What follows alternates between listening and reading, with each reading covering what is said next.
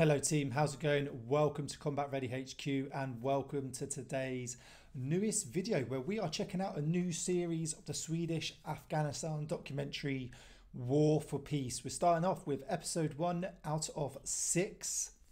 Comment below with what your thoughts are. You can always check out the original video in the description as well. But what we'll do, get into it.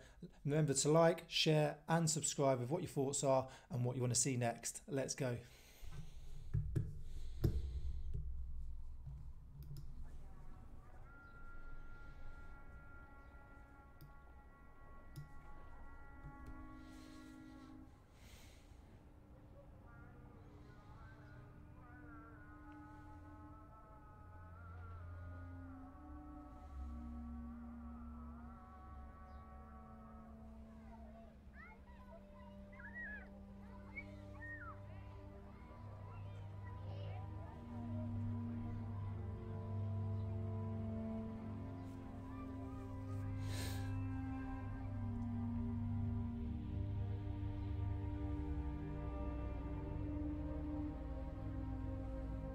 Portugal's quite a bit of land.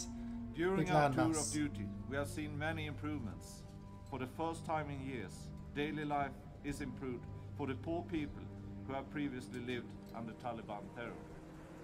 More children participate in school education.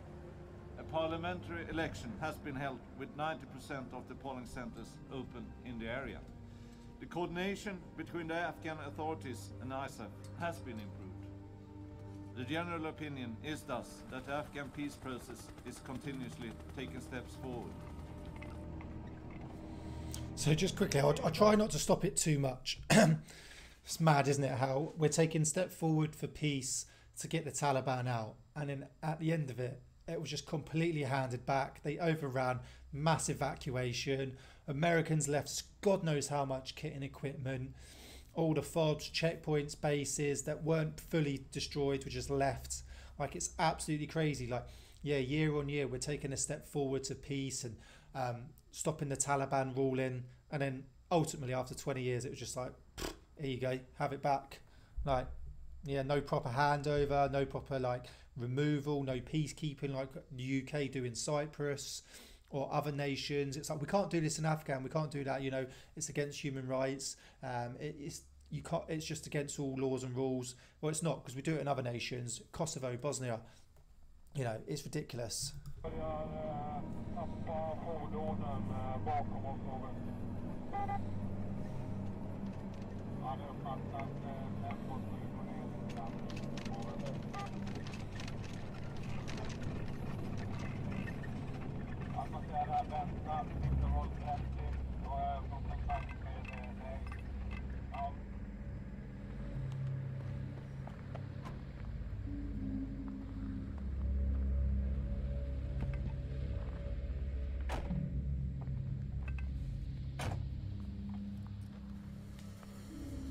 Nu ska vi passera genom ett pass här och där har vi haft sammanstöt med fienden tidigare. Vi ska flyga över topparna först med en liten radiostyrt flygplan med kamera för att se om det finns några fiender. Finns några fiender där så hoppas vi på bomber. Simple as that, straight to the point. Ready? So this must have been earlier in the days where rules of engagement were different.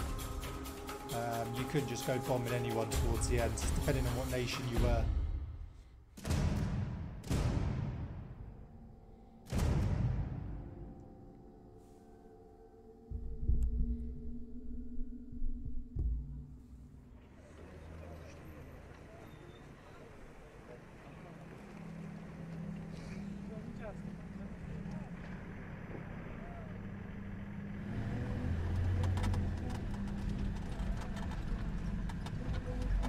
Det blir bra tromper.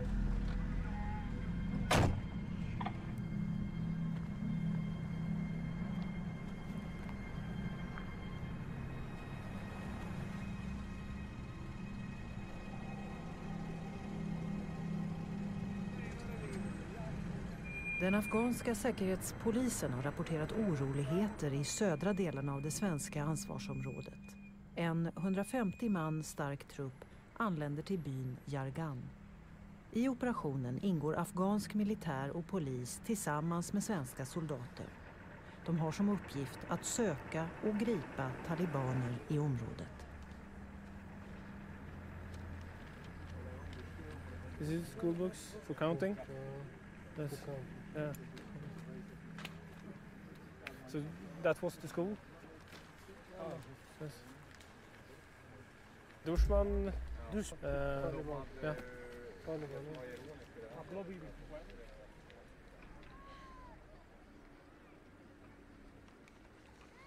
They are against humanity, against human being, anywhere that they are. If we keep these books for our schools, we can teach our generation for the future of our country. The meaning of that sentence is, we start by the name of God. That's too bad for us that they even burned the name of God.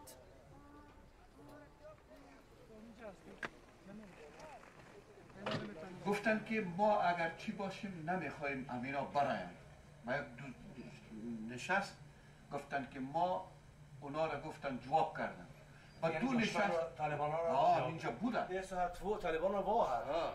2 gånger de hade meeting här och han hade meeting med folket här och folket sa de andra gången vi vill inte att talibanerna ska vara här i det här området. Så att de var här fram till igår kväll. سر و صدای بود در جاهای دیگری که اینا طالبان شمال به این منطقه ماندن مردم ها گمان میکردن که خواسته خود این مردم هست. همین چند قریه که های صاحب نامگیرو ما تا مرکز ولسوالی رفتم چون قریه ما مرکز ولسوالی هست دیده با مردم پس آمدم که هیچ کس خواسته هیچ نبوده که اینا در این منطقه را با یک درگیری اینمی یک غریب آدم است 10 لک 9 لک قرضه و 2 نفر پیسهش کاملا دکان درگیره در به در خاک بسر است دکان که درگیره بعد از او گفتیم اگر چاره نیست که امنیت شما همه رقم بگیرید شما ممکن امروز آمدین فردا پس میرین پس فردا پس میرین باز اونا میاین باز چی کنه این مردم بده. This is what was really hard. So the way I did it when I was in Afghan was different because I worked out of checkpoints and PBs. So you had CPs and PBs, patrol bases and checkpoints, and you sort of had the area secure in a way because you were permanently based out there. Troops were based out of there, and then they secured the area, and we went on patrols every day to sort of keep the area secure. And then, you know, sometimes you'd be hit with IEDs. There could be contacts with the Taliban if they come in the area. Some areas were more heavily hit than others because they had a bigger Taliban presence. Others so less. What it looks like these do here, which was some guys were doing from all nations. You had BRF, you had special ops and all sorts. They would basically patrol out, do long range recce's, and then they would go and find the fight with the Taliban, secure areas, and then come back and go to a different location and go back out. And the issue with that is you would just go out, you would engage with the enemy, go back, and then the Taliban would just move back in. And that sounds like what's here. When you're in a CP, you sort of had it secure in a way, especially towards the end of Afghan, because you always had a presence there. So it was hard for obviously the Taliban to build a stronghold. So the people were constantly being threatened. They were always threatened. Do this, don't speak to the foreigners, otherwise we will do this to you. So it was very tricky. Obviously Afghan's a massive area and there was only so much we could cover. So yeah, that was the issue they have, and that looks like what was going here. They were going out, finding the enemy, the Taliban, and then moving back, and then the Taliban would move right back in, which has pretty much happened. As soon as everyone started to withdraw, you know, the Taliban just moved back in. They always had a presence there. They were a large enemy force. They also blended in. They had out of country fighters coming in. So yeah, very, very tricky. You know, no one's actually ever beaten them, have they? You know, the Russians tried, they couldn't. Very tricky.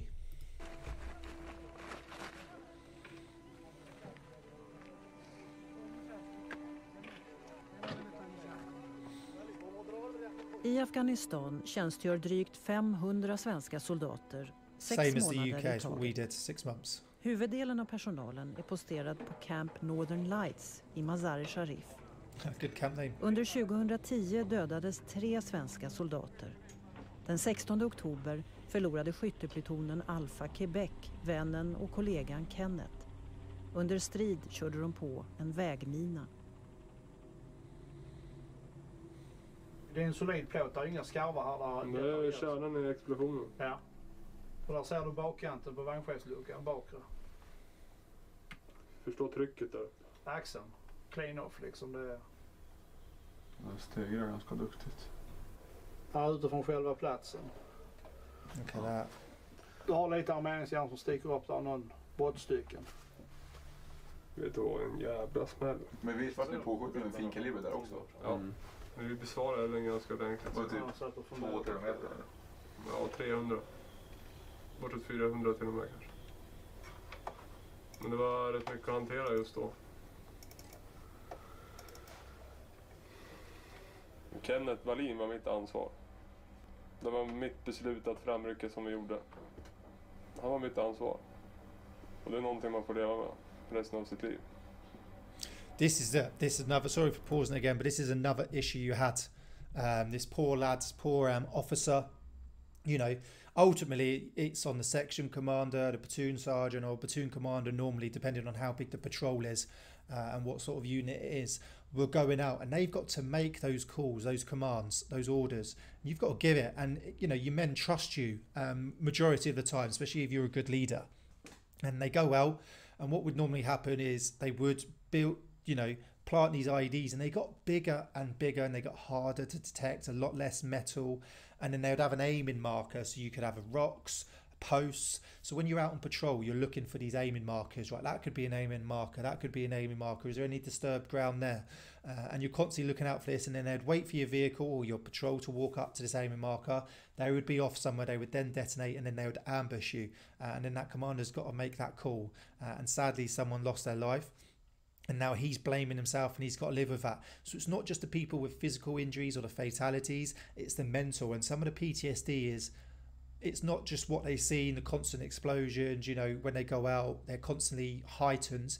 It's the, I've lost my friend, it's my fault. And that's what we're dealing with a lot now. Sad. Så är det. Och det är chefens slott. Så är det att vara militär. Känns jävla overkligt på något konstigt sätt om man säger det.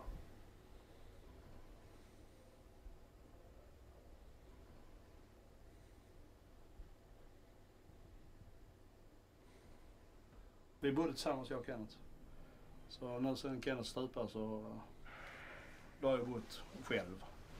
Det var först att jag ville att vi skulle stoppa in någon annan här. Men jag tänkte, jag lät det gå några dagar och fundera och så. Men nej, jag tyckte det kändes okej att fortsätta. Det kändes rätt att göra det. Liksom det här var ju vår del så att säga, om man säger som så. Det var 5 ombord. 5 plus 6 med prästen. Ja, prästen. 7 med Kenneth. Han fick en egen stol. Ja. Vi är ju inte hela när vi åker hem. Vi saknar en jätteviktig bit. Vi har inte Kenneth med oss. Så enkelt är det. Och jag känner en sorg och en saknad efter honom.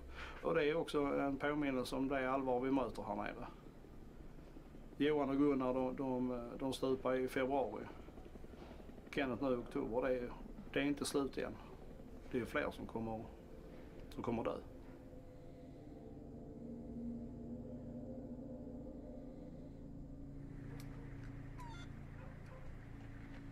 This is the seriousness of the war. It's where it really hits home, isn't it, for some people? The mood drops.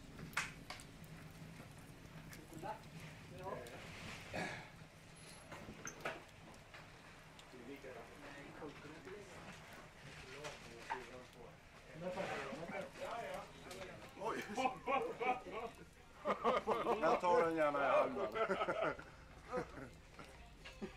Han får bort huvudet.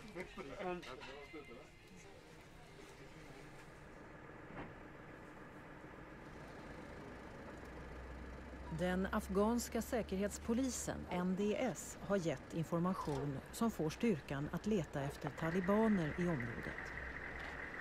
NDS har rapporterat att ett antal insurgenter som har varit i den här byn har nu dragit sig ur då, till en annan by.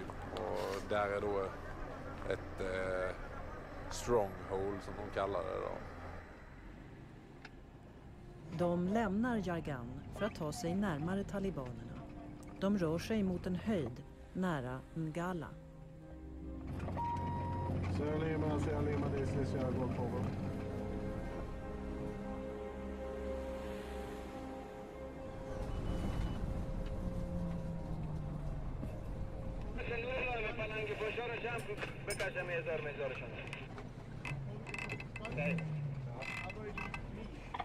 Alla flera diskuterar Lima, orientering. Då har ANP greppat en person med ANA-uniform som är civil. De ska bara ta det tillbaka den. Därefter fortsätter vi framåt.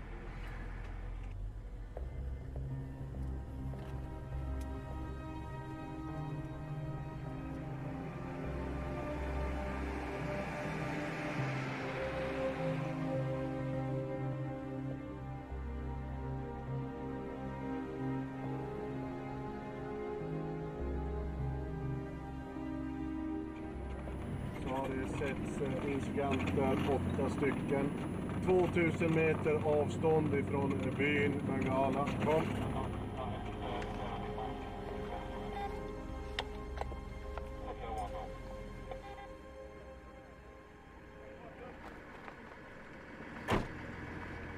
Det som har hänt är att vi har byn framme här. Har vi fått i nordlig riktning finkalibrig eld, långa avstånd, inga fientliga verksamhet har vi sett och bara hört finkalibrig eld.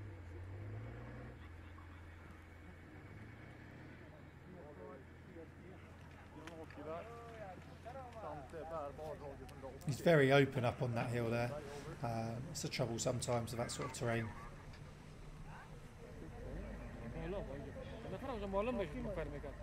They were seeing somebody right over there in that high top. On the top.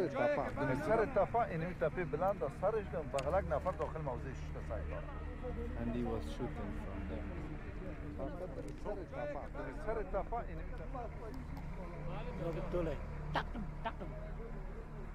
Shooting? Zabit Dolay.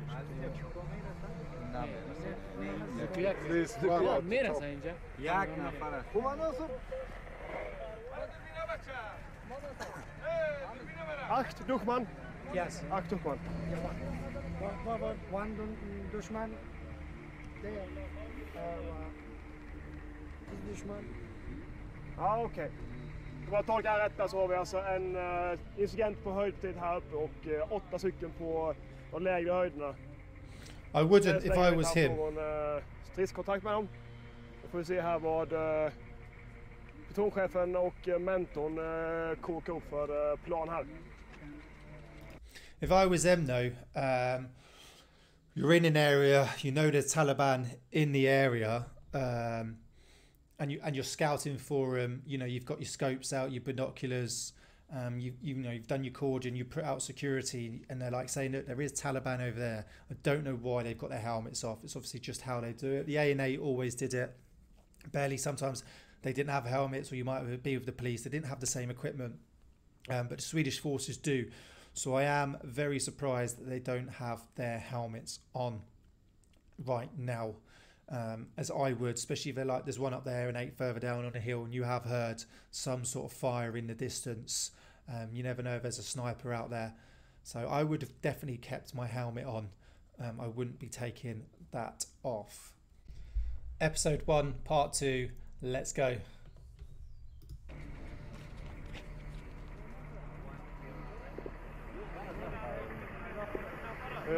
Smäller i luften, vi har Get your helmets on. Personally, I would.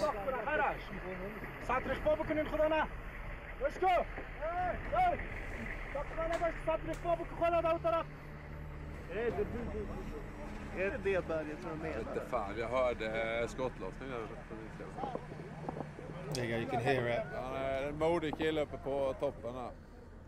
Det är alltså nästan 3000 meter upp dit. Kulorna når inte fram. De kan inte bekämpa oss, men hur modig han är där uppe så är han inte särskilt begåvad. Eller han är, ska man inte säga, han har så låg utbildningsnivå troligen så han förstår inte att han inte kan påverka oss. Yeah, and you know you can hit them with artillery fire and more.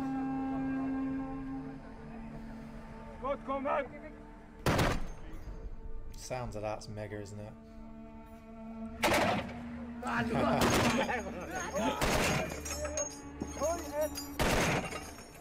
That's 50 cal, isn't it? Bra, skjut mer, skjut.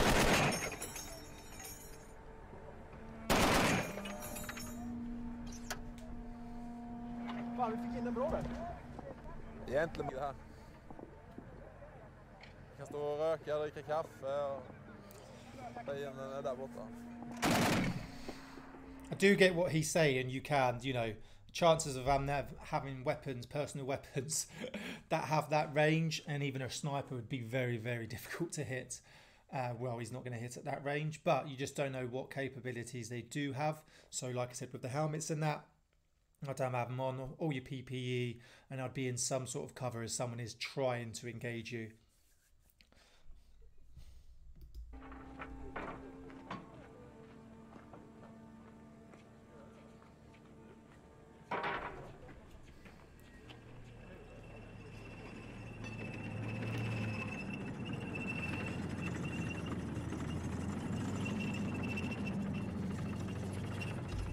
Vad ger det egentligen när vi håller på med?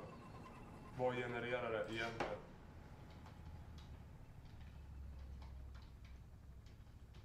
Eller är vi dumnaiva svenskar som tror att det genererar någonting? Good question. We now know the answer. Jag var här första gången 04:05. Då kunde vi åka runt obehindrade. Alltså obehindrat i typ hela norra Afghanistan. Vi åkte runt i obepansrat i civila Toyota. Läget är ju inte riktigt så nu. Det känns som att det har gått åt fel håll. You can tell he's struggling with the loss of his friends massively. You know, his colleague. Då tycker man ju att det minsta man kan göra hemma då, det är att presentera en rättvis bild eftersom man faktiskt skickar iväg folk hit. Då får man ju ta ansvaret hemma också. Presentera en rättvis bild. För just nu så tycker jag inte statsmakterna tar sitt fulla ansvar. För man presenterar inte en rättvis bild. Så länge man inte gör det så kommer det finnas en oförståelse. Fokuset finns ju någon helt annanstans i Försvarsmakten på vad som är viktigt. Så jävla mycket mjuka värden och lullull liksom. Det är ju dags liksom att ja.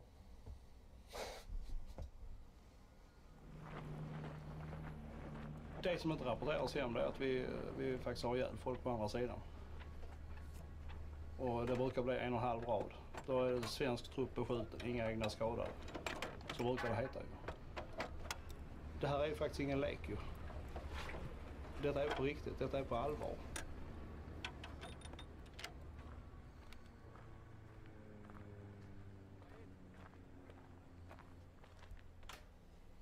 Men det tycker jag också är en sån här sak man inte pratar om så ofta kanske hemma. Alla vill ju vara i strid, men det är ju någonting som liksom, tycker jag, när man pratar om det i storforum på skolor och andra utbildningsenheter, det är ju någonting som är något som är lite smutsigt. Något som inte liksom, ja, det är ju ingen som vill vara med om det. Klart som fan man vill vara med om det. Man vill ju att det ska smälla, man vill ju bli prövad. Det är inget konstigt. Det vill ju alla. Det är ingen jävla brandman som vill liksom hålla på och övningssläcka eldsvådor. Han vill ju släcka ett hus. That is the best thing I've heard in a long time. It's so true. What people don't get, and what they do need to talk about more, is yes, it's dangerous. Yes, there's a lot of casualties mentally, physically. But we all join the army to do what the army does, to go Afghan and do what we did in Afghan. And it's really weird to say, because a lot of people, like, you know, they are beat up by it. But a lot of us begged to go Afghan. We wanted to go Afghan. When Afghan was kicking off, we joined the army to go Afghan. You know, they say be careful what you wish for, but it's what you wanted to do. You wanted to go into combat. You wanted to fight. You wanted to engage. You wanted to do all that stuff. It's definitely what I wanted to do. It's what he wants to do. But the reality of it is sad. It's hard. And it is very brutal. But you need to build that honest picture, and you need to get the people in that want to do that, instead of like the British Army recruiting all these gamers who don't actually know the truth of it and who actually don't want to be in combat.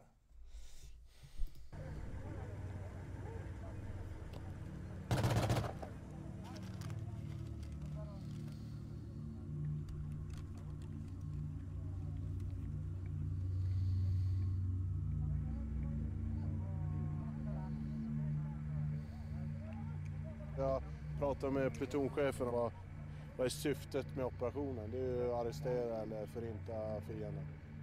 Så att när vi ändå har de här så borde man ju försöka trycka på ytterligare. Ja, visst. Vi låg jävligt rätt, men plutonchefen vill vi ska skjuta lite mer. Kan vi göra det eller? Vi är överens nu, va? Vi vill bomba kullen, eller? Kom.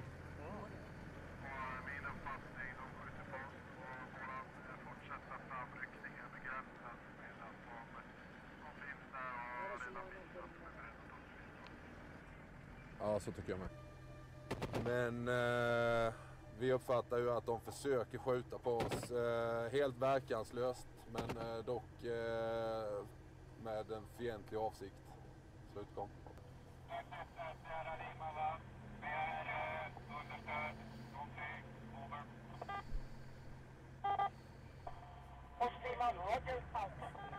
Jag har fått eldtillstånd med flyget nu. I det här läget så har ju fienden, de har ju inte förståelse för vårt system. Det vill säga de skjuter på oss. Då har de visat en fientlig avsikt. Och då har vi våra fullständiga rättigheter att bomba dem, enligt mig. Samtliga orientering. Vi har beställt, vi har ingen tid än på leverans. Vi har observation, toppen, vänster. Där har vi minst en skyddsobservation. When we have Fredrik, we have everything. We have SUIV, we have EOD, we have JetTag, we have Air Force, everything. We do our best. Ser de fienden och lägger bomben på dem så slår de ut. Det blir inget på. Motståndaren är motståndaren. Det är inga människor som är förvirrade och inte vet vad de ska göra av sin framtid. Det är lättare liksom. Ja, motståndaren, om de bekämpar vi eller nedkämpar vi, det är mycket lättare än att prata i termer som att det är människor som har en familj och så vidare.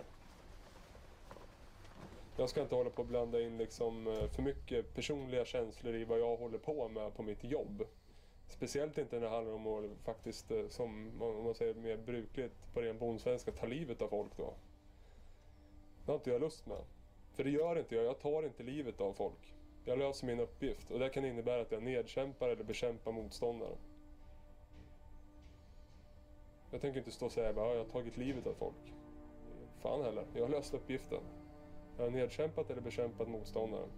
För att det krävdes för att lösa min uppgift. I love these guys' mentality, and it's exactly how it is and exactly how it was when I was out there and the majority of people were out there. There is no personal feelings. You're out there to do a job, to do what you're told to do and do what is needed to complete your operations, your missions, and just, you know, you give and take orders and you do it to the best of your ability. And as they said there, with the jet coming in, they were showing hostile intent. Okay, was sort of out of range, but they're still pointing a weapon at you. They're still trying to engage you, and they're still trying to take you out.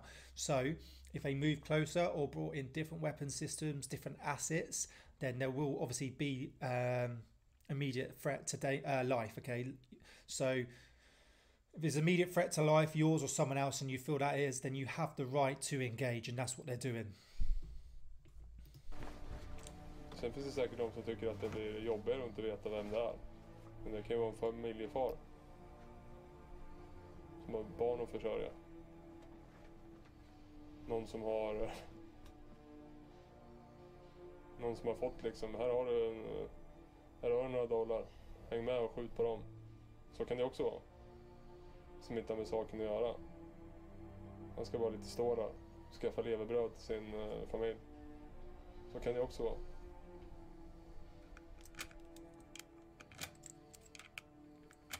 Det lämnar inte en oberörd att det tar en annan människas liv ju. Det är någon annan som kommer att sörja där ju. Hur den är. Även om han är ute i onda avsikter. Enligt vårt tyckande och tänkande.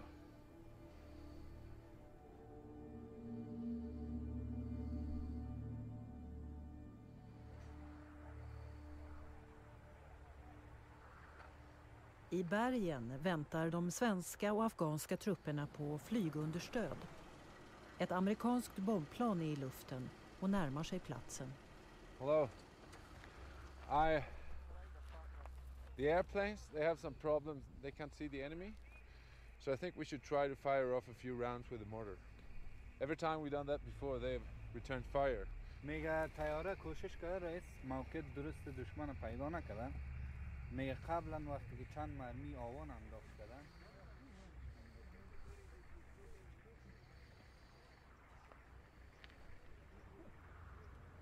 Nu är jag på väg att skjuta GRK. Kan se om han gör som han tidigare gjort, det vill säga att han besvarar elden så att flyget kan se honom och att de kan bomba honom. Jan svarar, slutkom.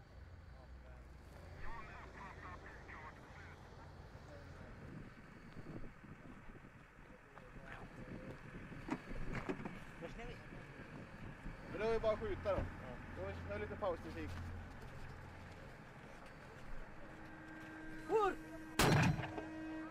Pausmusik.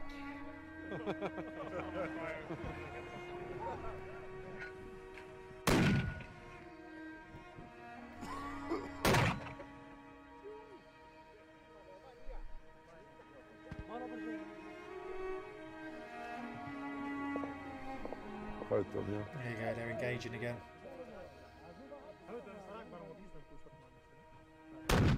Det är våran verklighet här. Vi vet att det dör människor i krig.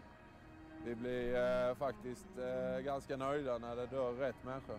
Vi blir väldigt ledsna när våra killar dör. Och vi gör inte någon skillnad på när det är våra bröder inom ANA och våra egna. Utan vi ser det som en framgång när vi lyckas ta ihjäl några av de där som ligger och skjuter på oss där uppe. Och vi hoppas på att vi inte ska förlora några av våra egna. ANA eller ISAF. Du är där. Toppen vänster kontakt. En skytt minst. De har ju valt själva. De är medvetna om riskerna. De är fiender helt enkelt.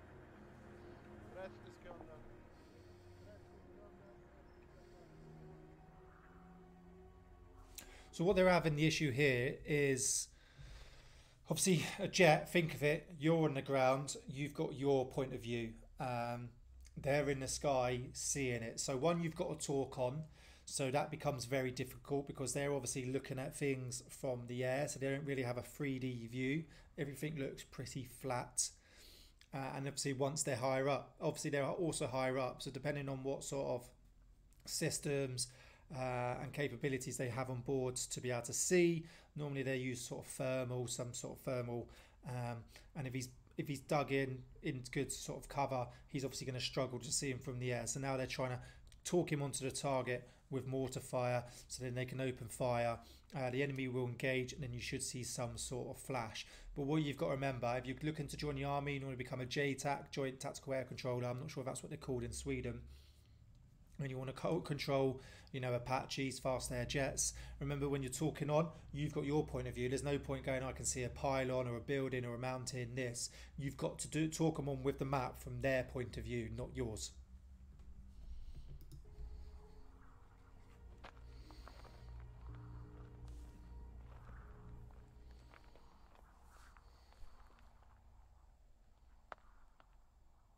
There we go.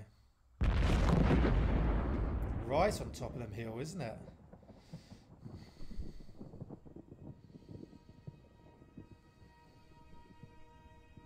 Shows how big that mountain was.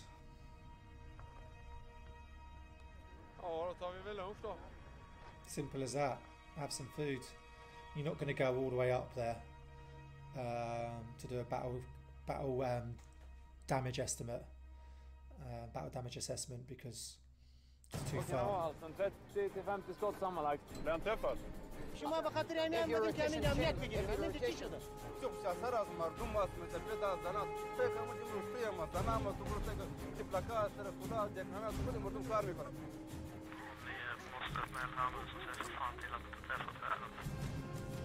What a series! Best one so far. I've really enjoyed the previous series. This is by far my best one. Hopefully you are enjoying it as much as me. I'm trying to break them down into smaller chunks so that they're easier to watch. So we'll do majority of episodes most probably in 2 parts like I have done in this. Yeah, really takes back memories from my time in the army going to Afghan. Hopefully you've enjoyed this. As always, check out the original video in the description. And please like, share, subscribe, give us a follow on Instagram. And if you could check out our merch and our coffee over at combatreadyhq.co.uk. But this really shows the reality of what people went through when they was in Afghan. You know, it was tough. It's brutal. The mentality you have to have, how you have to look at people, how you have to think, what you go through when you lose a colleague, a friend. Like, it is mental, physically and mentally. The lack of sleep. You know, you don't have your sort of comforts, your home comforts. You're living out on the ground. You're constantly in uniform, body armor, helmet. It's 50-degree heat. Like, you're getting engaged. It's tough, and this is really showing it. And I love this, and I can't wait for episode 2. Hope you enjoy it as much as I can, and I'll see you soon. To episode 2, War for Peace, Swedish Afghanistan documentary. Let's go.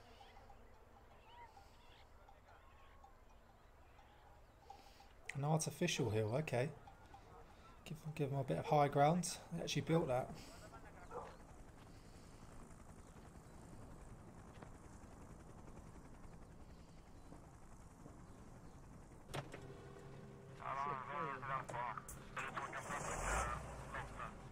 Flying that Swedish flag. It's a FOB, Forward Operation Base.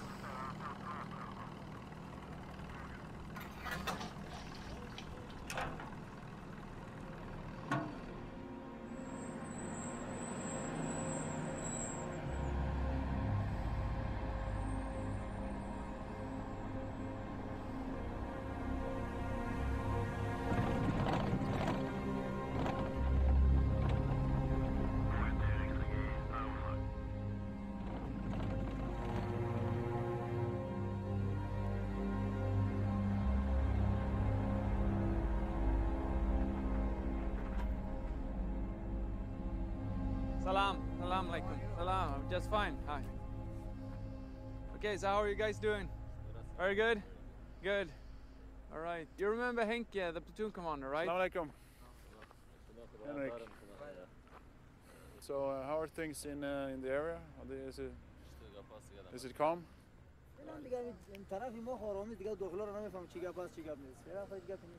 Have you been inside the village lately? No. We can't invite you for a little patrol in the village then?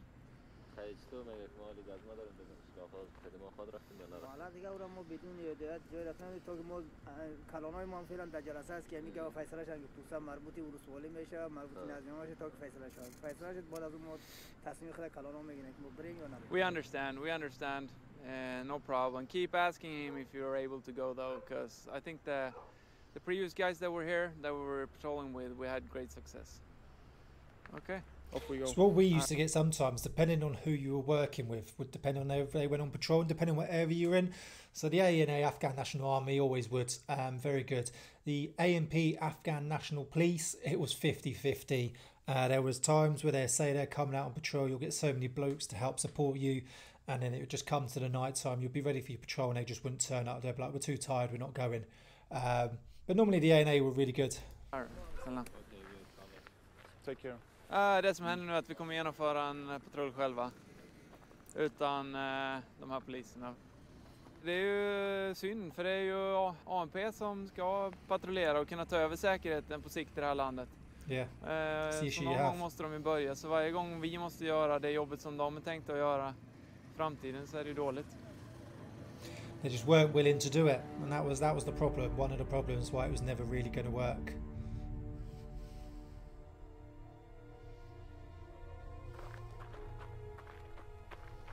Bravo, Foxtrot Bravo på Quebec. Vi kommer fortsätta anfalla på stridskolonn. Foxtrot Bravo 1 framåt. Klar slut. Foxtrot framåt. Det är Foxtrot framåt på personens order så fort skålflaget är öppet.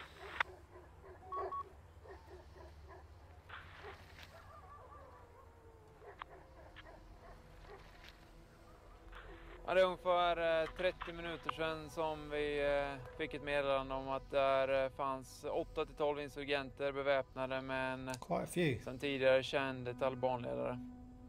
De har någon typ av möte på innergården.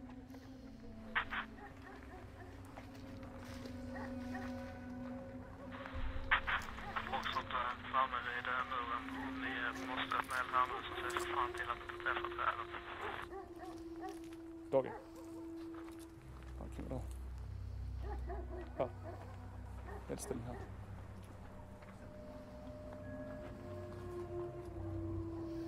So they got monocles then for night vision. Där har vi dem. Det ser ut som det är mer än 8-12. Det är nog ett 20-tal individer som har samlat precis i det området som vi har fått underrättelser om att de här quite a big fight, 20. Golf Bravo framåt i västlig riktning längs med muren eller mot porten. So this is another issue you had as well, was dogs. A lot of dogs in Afghan, and obviously you walking by trying to be as quiet as possible, they still sense you, bark, makes noise, alerts people in the area that you're, you know, something is there. Där, de sticker. Ja, det verkar inte som att motståndaren avser att ta upp striden med oss. Han flyr i flera olika riktningar och inte grupperad i något förband nu. They don't want to fight today.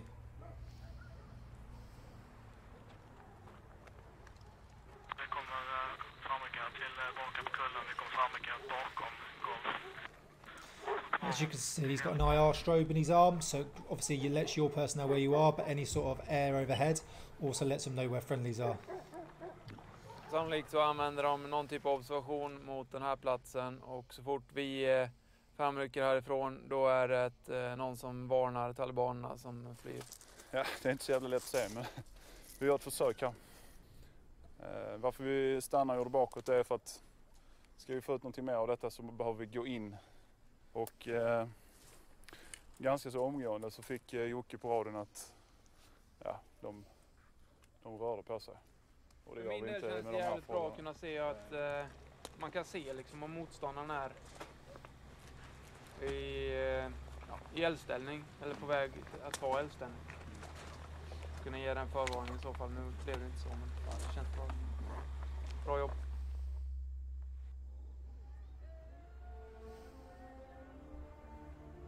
Kullen ligger 4 mil väster om svenskarnas huvudbas. Av de 500 svenska soldaterna är det alltid en skyttepluton på 30 soldater som är stationerade på kullen. Deras uppdrag är att stötta den lokala polisen. Byborna ska skyddas mot kriminella och talibaner som finns i de utsatta byarna runt kullen.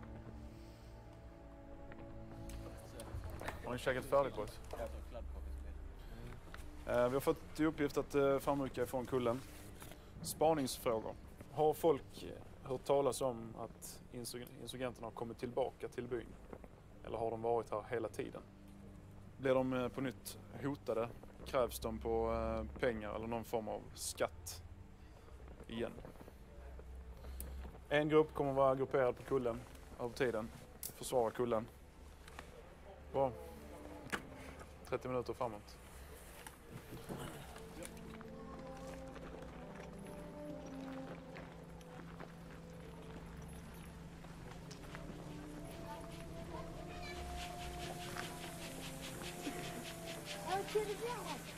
Это чисто пана поднимали.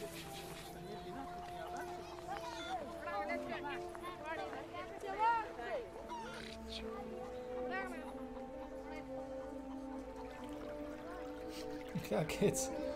Jesus. Impressive.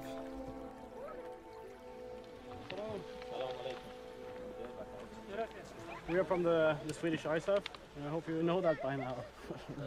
شما خوشحال بهتر بفهمید که ما نیروهای سویدن هستیم که در شمال ISAF هستیم که آمدیم به این منطقه. ما خو معلومات مردم داریم که من آمدگی اصلا پین والا و دیگه مردم والا کمتر والا اینا دیگه اکثریت هر وقت هست دیگه مردم خوش هستیم دیگه. Yeah, actually I know about your presence here. The Swedish armed forces are present in our area here. Yeah.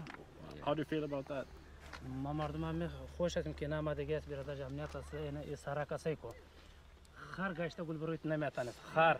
Have you had any problems lately with people demanding taxes or threatening you in any other way? Okay, no problems with the security whatsoever? No. Henrik. Henrik.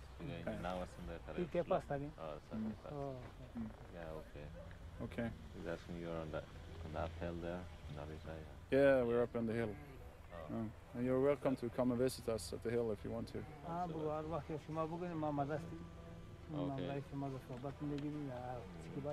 Okay.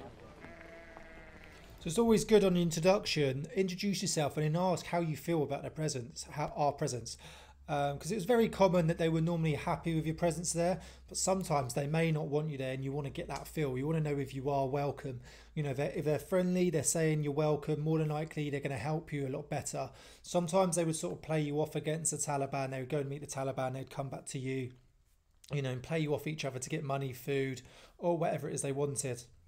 But a lot of time they did want you there, but it's good to have that understanding. So you know what's the threat level like? Can we trust them? If they say they are happy and they seem like they are happy there, more likely they're going to be on side of you. You're going to have good meetings and they're going to help warn you off of Taliban in the area. And it just shows that obviously their presence is helping because the roads are safer. They're saying there's no Taliban at the minute. It's safe. You know, there's no IEDs in the roads now, and we can walk freely and so can our animals.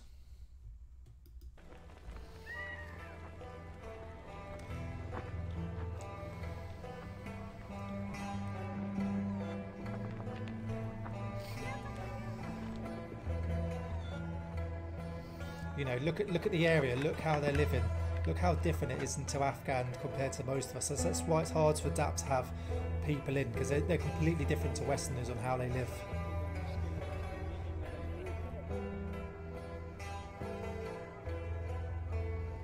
Papa Lima, Foxtrot, Echo, korta dag. Richard, vad har vi fått? Allt är superbra, bro. Allt är jättebra. Allt är jättebra. Vi är jättebra. Läget är jättebra. Det är super. Det är supergreat. Allting är jättebra. Japp.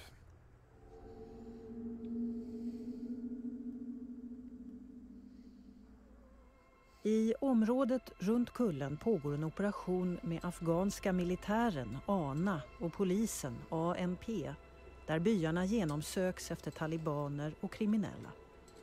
Svenska soldaterna vet om att det pågår en operation, men vet inte när eller var de kommer att slå till. I vanliga fall ska de hjälpa till, men inte den här gången. Vi har inga direkta uppgifter kopplade mot detta för tillfället, utan vi ska vara beredda att understödja ANA. för närvarande så vill de inte ha något understöd. Mackan? Nu när jag stod i norra Värnet och kikade ut så kryllade av svartklädda människor i form liknande AMP som gick in mot Alisai. AMP? Ja, alltså de var ju svartklädda. Ja. Säkert 25 stycken. Är det något som händer där? Det är det som pågår. AMP vet fan, Arna vet jag ska kolla. Great him, keep an eyes on, just trying to understand the situation. You want to know who's north, east, south and west of you. Ett antal poliser i området. Och det är de poliserna som ingår i den här sökoperationen som både polisen och armén är inblandade i. Men vi visste inte att de skulle vara här nu och därför blev vi lite konfunderade. Men sen är det alltså att polisen själva, de vet ju vilka hus där de kriminella och insurgenterna bor. Och det är inte alltid att de väljer att söka där de vet att det finns kriminella eller talibaner eller liknande. Vi hoppas att de söker det som där vi var häromkvällen.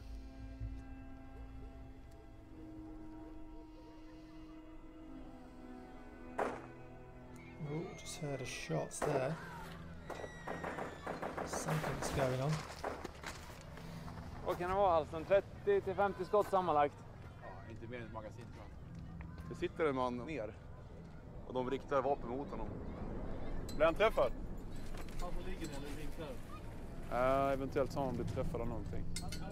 Men det står nu inte, för de har skjutit hitåt också, så att står nu inte här som en vägg av kött. Yeah, get into cover. Got no helmets or body armor on. De är kvar där ute med honom va? Det är den lilla samlingen där med 5 pers. Ja, inte mer än ett magasin. This is the problem at distance, is trying to PID and positively identify. Se till så att Stål rapporterar in det. Jo, han är... You know, do they go out? Do they stay in? It's in their area. Do they go out and patrol? Sitter han kvar, han den gripna, sitter han kvar där ute på fältet med dem? Eller de har flyttat honom?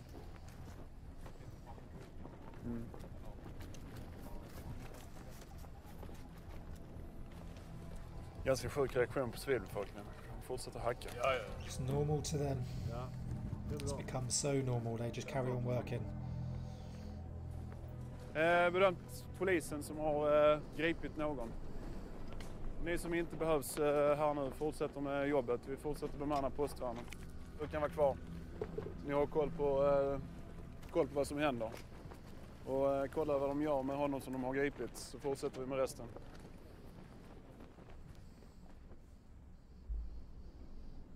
Ja, det är lite... Yeah, so what happens sometimes is normally, because you know AMP and ANA are in the area, you know, if you hear some sort of engagement, you might go out, just clear the area just to make sure everything's fine. But if you're 100% sure it's the AMP doing their job, you most probably don't have to. But what you get is within the desert and at distance, it's really hard to PID sometimes. So, you know, it's just making sure while you are scouting, you are looking out, that you are 100%. It is the AMP, the ANA, and that, you know, it's not any threat to you. That's why people will keep their eyes on. They keep looking just to make sure, but they don't feel they need to go out, patrol and clear the area. So that's why they're staying tight. So yeah, it's really opened your eyes. It's reminding me back to Afghan of what it was like. It really was like this. The AMP were quite unreliable at times. ANA not so much. And then just patrolling through those streets, like, it's just really weird. I remember just going on patrol every day. It's a completely different world out there. They live completely different to how we do. So it's quite hard going in. You can't be putting that Western life on them. It's sort of learning how they live and just trying to support them and give them the security that they need. But that's it for part 1. Part 2 next. Hello team, how's it going? Welcome back to episode 2, part 2 of War for Peace, Swedish Afghanistan documentary. Let's get into it. Förstår när man får sitta kvar här. Nej, gett förslag på att vi kan göra saker, men vi får inte.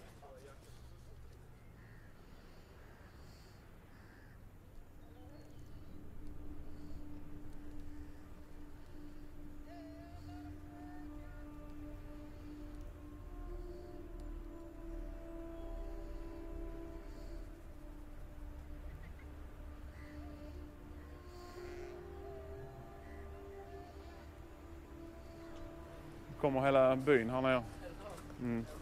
Ja, det verkar så. Har ni folk som ni kan bemanna det värnet? Under det här samverkan, om det nu skulle spåra ur. Ja. Eller en kulspruta, för de är här nere. Jag får ner och snacka med. Obviously this is going to make you a little bit more heightened, a large gathering outside, whether it's your FOB, checkpoint, patrol base. You don't know what they're hiding under their clothes either, or whether they are just local villagers come for a talk, you know, a bit of a chat, a meeting.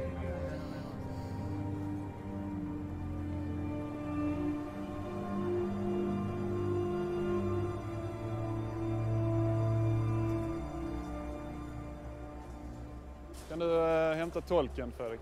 Ska jag ta på mig? Jag tar med någon från golf där ute.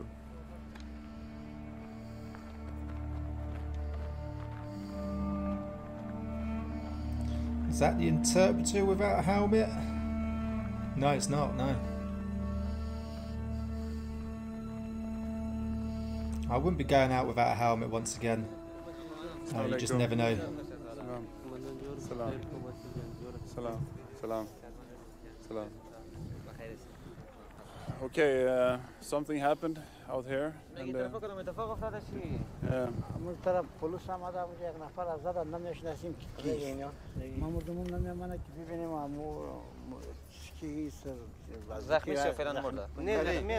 زمین قریات تو رسته تو خلاص کنی. همین خوینا خلاصی آمده خو. نه پون که دولت سوالی است از ولایت است از چربولا کس از کجاست. خاموش فهم آدمو کشلاق متلاشی کرد. آدمو کشلاق یک نفر دو نفر از همون تو برآمد. که برآمد همون تو سرش پیرار خوشماش نمیدین. یک قدر پیر مردم میکنه. شما یک سال میشه که یک پیر شما کردین.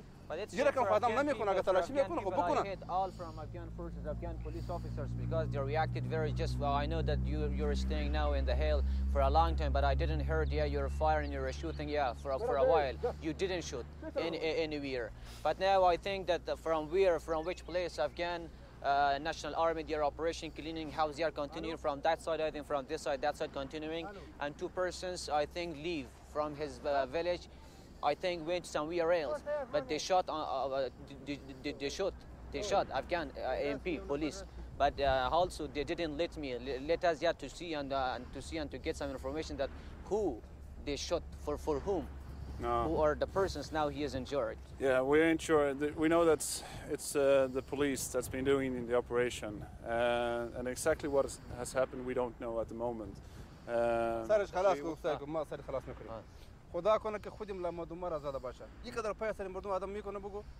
یه جو سیاست از مردم است مثل از زن است. سعی کنم امروز توی ما زنام است تو برو سعی تیپلاکا است ترکتولا دیکانات کلی مردم کار میکنه. هر آدم نمیکنه. شما بگو یک سال آمدین شهر که سری آدم کار نمیکنه. یه رقم آدم نمیکنه. Yeah, they can. The Afghan National Army, the persons who now starting their operations, cleaning, searching the area, can just kill all the persons. But it's not fair. Just in one position, in one place, dangerous. There are a lot of civilian persons here commuting, standing on the way. You are for 1 year Swedish forces and here on the hill, but always we are proud of them that always brought security and took our security and just sometimes ask, inquire some problem that we have. Unfortunately, all of them that you can see Okay, hear. Okay, just, interpreter. Yeah. Please be an interpreter and not a politician. Okay. We understand the message. Please just interpret what they're saying. Okay. Yeah, so sometimes you have to do that. The interpreter's job is literally just to interpret. He's not there to get involved with politics, operations, the mission or whatever it is. He is literally just there to help liaison and interpret between the locals and obviously the forces that are out there. Because you need to understand the full picture word for word. If he starts twisting it, changing it, then you're not going to fully understand. So all you want is exactly word for word what the locals are saying, interpreted either into English or whatever language they're interpreting into. So you can build a picture, understand the situation, and then decide on what to do from there. As we can see, someone has been shot. But he's saying, look, you can't do that. You just can't come in. But we haven't fully understand who the person is, why they've been shot, what the ANP, ANA have done. He's just trying to say you can't do that, and he's not there to sort of get involved in that way. At the moment, we are not part it makes of this things operation. confusing. So exactly what they have done and why, I cannot give you that answer because I don't know myself. آقای بزرگوار ما شرمنده خود ما هستیم واقعا بسیار برای ما جای شرم هستن بیچاره‌اش خبر ندارن مگه تمام کارهایی که میشون به اردی خود شما هستن پلیس ملی افغان اردی ملی افغان ما تیر از اردو ما اردو را کار نداریم حکومت نمیاد شما بگو از همینجا برین ملی اردو باز بیا سری ما اردو حکومت میکنه ما مردم از همینجا چی بلا خورده گفتیم که اینا میاد سری ما مردم ار کدام ار We also get ready to live here permanent if replace of you Afghan National Army staying on the hill. But we are staying, we are happy to take you brought security for us. But if so they don't like the way we reacted when there was a firefight going on? Is that the issue? Just about the police, yeah. Yeah, the police. So they're angry about the police. Yeah. ما مردم على مشکلات ما مردم اینا رسانده میتونه که همین ملی اردو که بیایا اگه طالب باشه اگه مشکل مردم دیگه باشه اونا را بتاشن میگیره اگه نه باشه نه مال مردم کار داره نه ناموس مردم کار داره نه جان مردم کار داره اینا که است مال مردم کار داره هر چیز مردم هم میورداره ما ملی پلیس است. Okay, but if you want to see the persons that the police have arrested, you should talk to the police because we don't know these people. Okay. So as you can see, yeah, like they're not happy with what the ANA and AMP were doing. They're happy with what the Swedish forces are doing and they want them to stay there. But the whole point was obviously go in, hopefully neutralise, defeat the Taliban, which we know didn't happen. But that was the goal, was to go in and then train up the ANA and the AMP to then take over that role. But what you're seeing here is the locals aren't happy with how they do their role. You're trying to train them as much as possible to work like you, but it just didn't work like that out there. You can try and give them the skill set, but their sort of professionalism. Some teams were like Tiger teams and other teams out there. The ANA could be very professional, but the AMP still sort of worked in their old traditional ways, taking bribes, stealing. So it's really hard. Is you're trying to train them to go in, so you leave the ANA and AMP to do their job, but then they don't do it how they've been taught how you want them to do it because they've still got their old traditions. So that's the tricky one, and obviously it was never meant to be a permanent war. That you can't just have foreign nations there permanently because it just doesn't work like that. So the whole point was ANA and AMP to train, they take over, but they didn't exactly do the job all the time how you wanted them to. But I would like to thank you anyway. I'm looking forward to the cooperation. Okay. Always. I'm Rudin. Nice to see you again. Okay. Okay. Hey, take care, Rudin. All right. Vad du bygger då?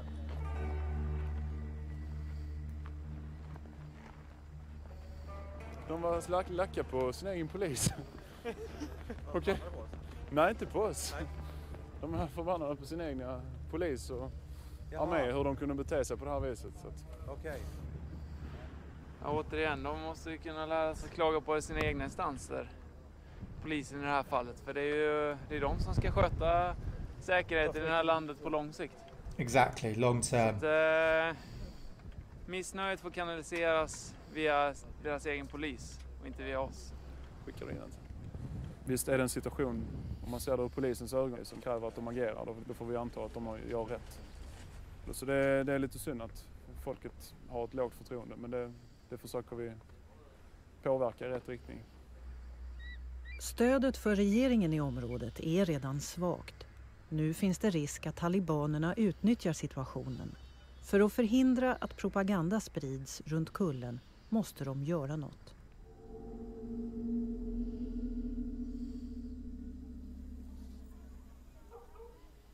My name is Philip and I represent my boss at our main camp, and I have some news for you. The reason that the police have been here and been shooting was because there's a major operation in the area where they're trying to find the enemies of Afghanistan in this area. And I understand that you were annoyed. But the reason was that they were trying to arrest some people. I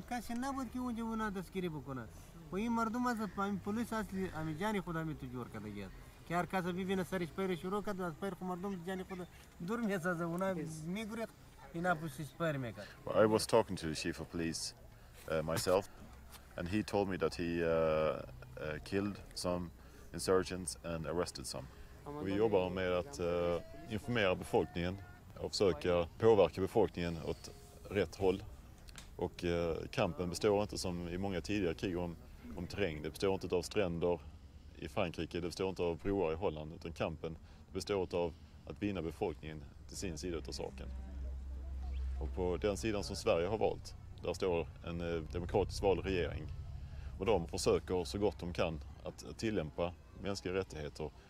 Men nu är det en ny stat och det tar tid innan allt fungerar felfritt. I brought some news from Afghanistan if you're interested, if you want it. So thank you so much for the tea. Yeah, it's very tricky. Like, you're completely retraining the police, you're retraining the army, you're bringing in a whole new government in a democratic way. Which Afghan have never been under that rule. So it's a very, very tricky situation. And it makes it even trickier because you've got to retrain the A&E. So you've got to recruit, retrain. You've got to retrain the ANP, which is the Afghan National Police, which is completely... They work completely different to the Westerners, okay? It is bribery.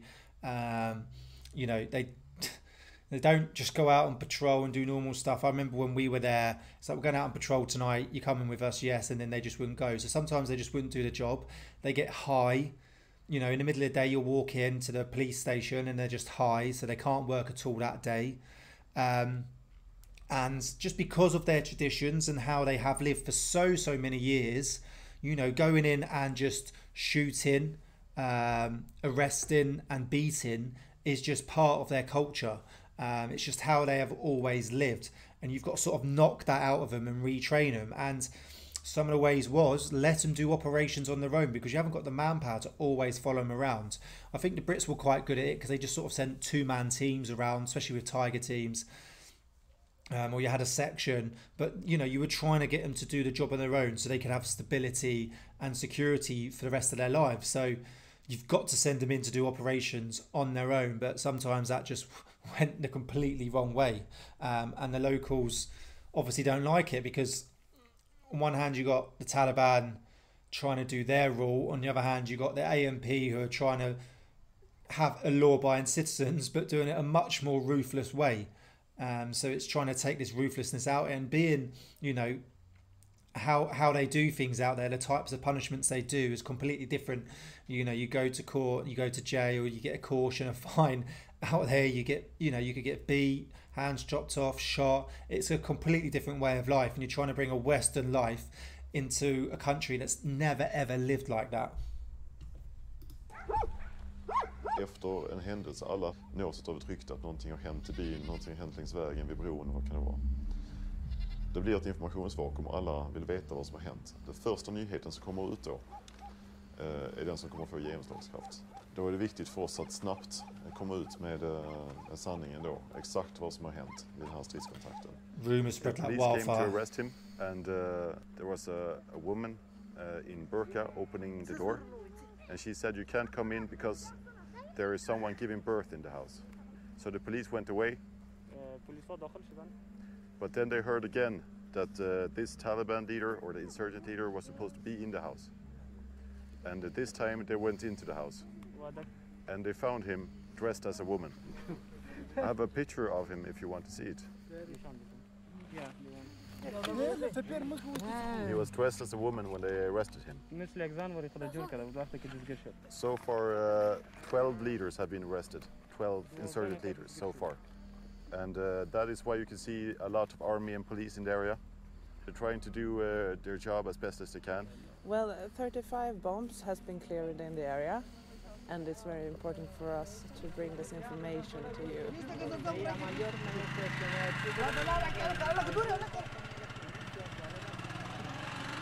Okay, and then you can see that this happens, like the police have gone in and there was an insurgent there. So depending on how that insurgent reacted will depend on how the police react. You know, no one will know the full story, but that happened a lot as well. They were dressing up as women to disguise themselves, and it was very, very hard you've got a burqa on, you can't see, really, because you can only see their eyes, really. So it is very, very hard, and it's a tricky situation. Normally the locals do know very close to 100% of what's going on in their village, who's there, who's not meant to be there.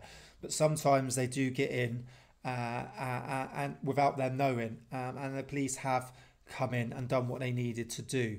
So it's good to get that story out, but it's also, like I said, it's more about arresting them.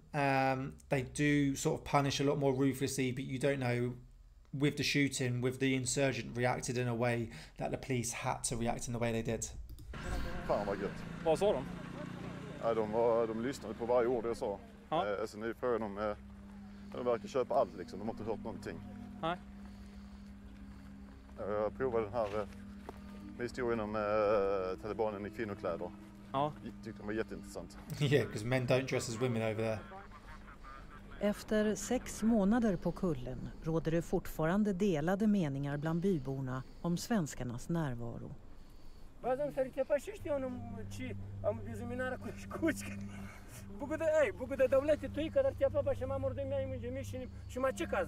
Big one is women, massive.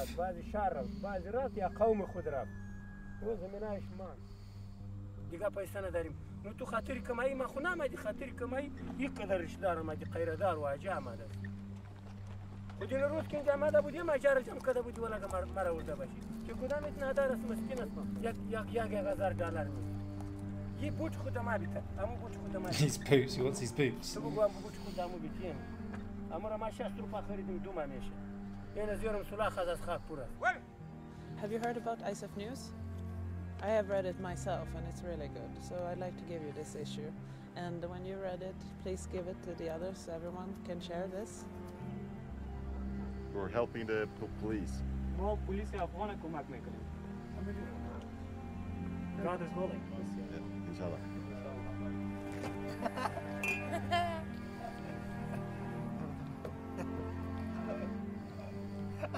شو بلا؟ بيل كي بديت شو بلا؟ پیسه که نباشه آدم پیش رفته نمیتونه اگر تعلیم آمدم با پیسه آمد پیسه را پیش میکردم که کار میگرفت پیسه را کی میداد خواه افغانستان نداشت کدام دولت داد هر دولت کی میداد رو میداد ما مردم خکور است که بیل دست بیتی تو کار میکنیم دیگه عقل نیست کمال نیست خط نیست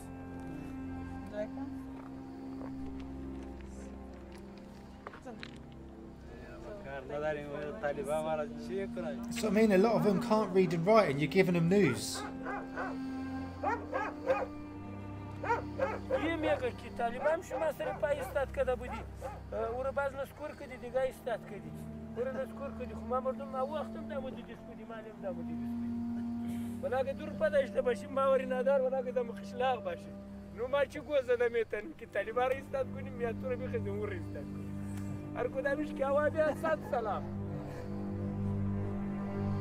So I mean, some people were on sides because, in a way, Taliban, okay, they had a different way of ruling, but sometimes they did provide them. Okay, they were farming poppy fields, but they got money for those poppy fields. We went in and provided them with corn to grow corn, and they weren't getting the money for it. It's possibly harder to sort of harvest.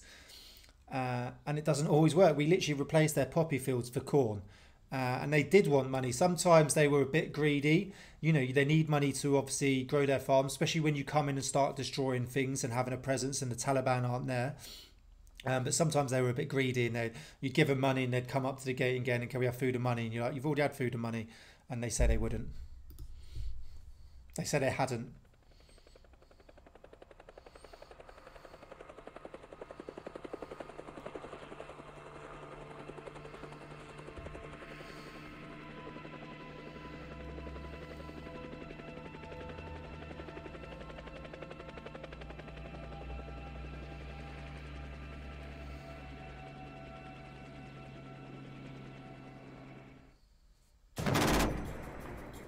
Vi kommer att gruppera bredvid Hamwin.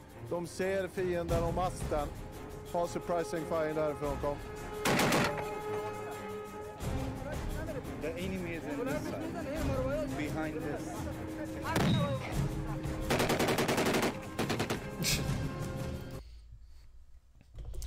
Yeah, it's a tricky one. What do you do? Real tricky. You know, a lot of the locals were on side. Some of them weren't. They love, like I said, they've got traditions going back hundreds of years. They're not like Westerners. Look how they live, and they love living like that. People were surprised when I speak to them, like, what's Afghan like? They're like hundreds of years behind, but they love living like that.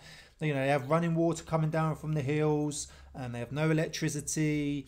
They just farm. They farm with their hands and very basic tools, and they're just very generally happy living like that. They love living with the basics. Yes, the Taliban had bad ways of ruling at times, but they did give them money. The poppy fields gave the farmers money because they would then sell that on for a heroin trade. And it made a bit of money. Now we moved in and went, you know, please don't sell poppies. You know, don't grow poppy fields. Don't sell heroin. We want to give you corn. And some of the farmers didn't like it. Some of them locals loved your presence. Some of them didn't, and it's a really tricky situation because the village was divided. So it's like, what do you do? But really enjoying this series. Hope you are too. Let us know what your thoughts are. We are here with episode 3 of War for Peace, a Swedish Afghanistan documentary. As always, check out the original video in the description. Comment below what your thoughts are, what you want to see next. Remember to like, share and subscribe. But let's get into it.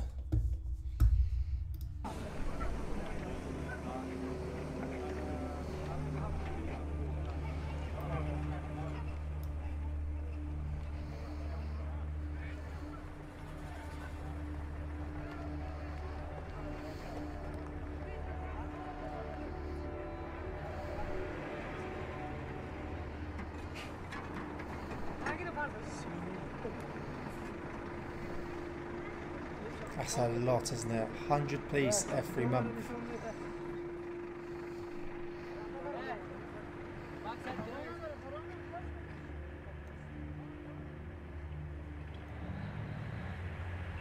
Vi har påbörjat söket i framförallt östlig riktning för att kolla att vi inte har någonting i flanken och att inte vi har något problem med heller landing-sajten. Målet är att man ska kunna göra ett sök på masten för att denna för insurgenterna är ett bra näste att hålla till. Hotbilden är hög, det är okänd terräng och då får vi bara anpassa marschhastigheten på det sättet. Vid eventuellt sammanstöt, gruppera Sierra Golf och Golf X-ray mot elden. Hotel X-ray, beredd att ta emot eventuellt skadade och transportera dem ner. Vi försöker täcka så att vi har skydd för er del också. Fråga.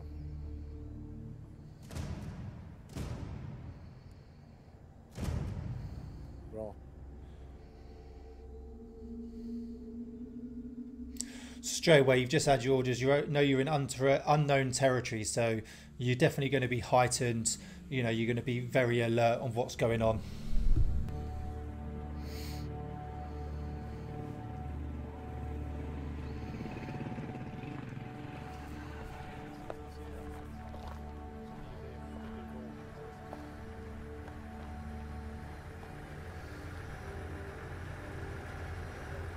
How are you feeling, Wahid? How are you feeling? Oh, I'm fine.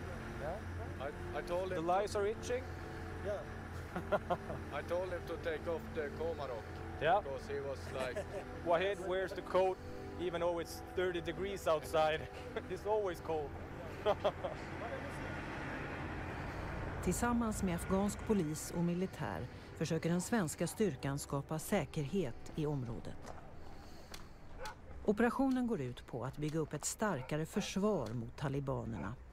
Svenskarna har varit i byn tidigare, men efteråt kom talibanerna och attackerade polisposteringen som hämnd. 2 poliser dödades. That was so common. You go into an area, you secure it, and because there just was not enough boots on the ground, Afghanistan is a big country. It's a lot of area to cover. And obviously, once again, you're trying to train the locals, like the police and the army, to basically be the security. And they would just always do revenge attacks. You'd go in, secure the area, set up security, and then you would have to withdraw, leave them to do it, and then they would just come right back in, and then troops would basically just have to go back in and re-secure the area and try and move them out again. It's just a constant back and forward, a bit of like a yo-yo effect. Jag var i rummet här, jag kom ut från rummet. Jag hade en soldat som var i den här skolan, de tog honom. They took him. De sköt mot min soldat blev skadad och dog. Precis, jag skulle springa, jag kom ut ur rummet, då jag blev beskjuten. Vet du hur många det var som kom här? Mindre känna för utan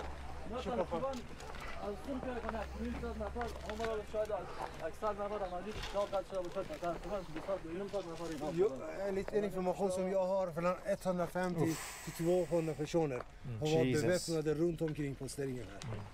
It's a big old fight. Som ni ser från det här hållet, vi tog emot mellan 20 till 25 stycken RPG-raket. این مقطع دارم آده بود یک 3 ماه اینو سر کرد باز میگه این از اینا یک شهید هم میشه از طالبا یک از زخمی میشه باز سایر اینا راکت قریبا نگاه 2.5 ساعت قطعا برای مقاومت کرد شهید هم دادیم باز اینا اومد که به تضمین کرد ما که بال شما بسیار خون ضایع کردین ما شما را کلینیک میبریم که به کی گفت این مردم هم قام کلام folket från byn när jag låg i backen, jag höll på att blöda min fot. Folket har kommit från byn till mig. Sa till mig, vi kommer att ta hand om dig. Vi kommer att transportera dig till sjukhusen. Du tillhör folket.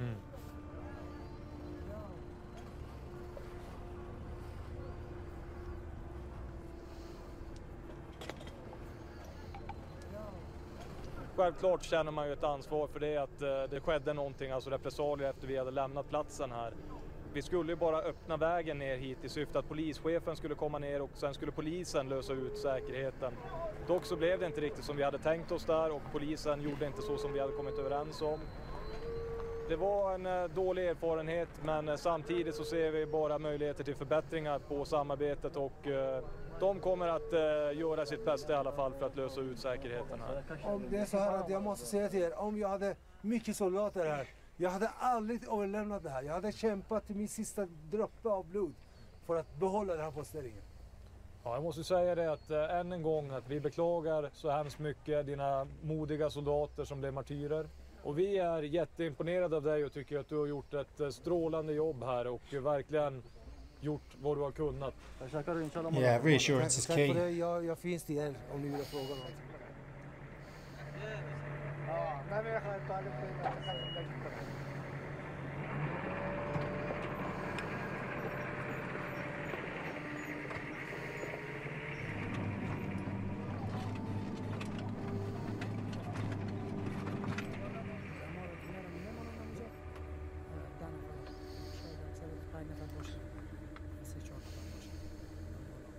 Fair play to the Swedes, they really are operating in some of the toughest areas of Afghanistan. There is a room, actually we can expect insurgents there. Yeah, in the room, yeah.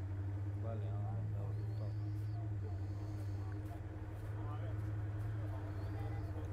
We're gonna do a road record with one of our weekend. Just nu så håller vi på att kolla hur långt upp det kan komma med våra fordon.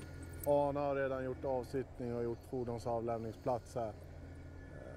Men vi har lite bättre kapacitet med våra fordon. Därför kollar vi om vi har möjlighet att ta oss lite högre upp.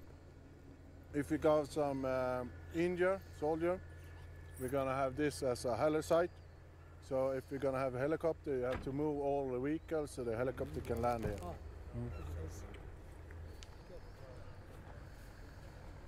Mitt jobb här nere är ju att mentorera en kompanichef och han är kapten och det är min motpart så att säga. Det är honom jag mentorerar och stöttar. Så att jag som mentor måste ju ibland välja vilken position jag ska vara i. Var är det mest behov av min support? Och i en sån här uppgift som idag så gör jag störst nytta framme där vi eventuellt förväntar stridskontakt. Det är ett utsatt läge där. Kikare. Ja, det har du. Vad bra. Du behöver inte påminna dig. Ja, du var där? Ja, jag kom på det nu bara. Jag gick runt hörnet så. Har de sett någon mass? Nej, inte vad jag har förstått. Det här är en stor utmaning. Ställ stora krav på mig och mina soldater för att vi lever och bor med afghanerna och vi är med mycket om dem. Men också så får man en trolig relation till det kompani man följer. As you'll see as well, the Swedish are wearing a lot of chest rigs, so that works better in a vehicle. So you've obviously got nothing on your back, so they're not wearing belt kits. Everything's on their chest, so they can get in and out of the vehicles easily.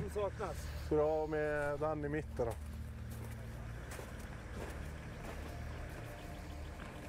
Oh, get a nice picture before you go. Standard. Every soldier does this.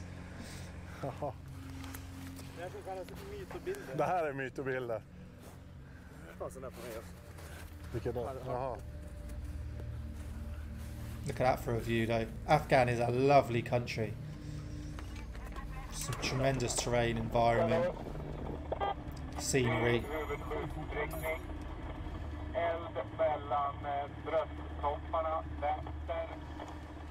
Har du uppfattat? Victor Golf har ju fått den orienteringen. Golf X är hyfsat nära skottlossningen. Kom.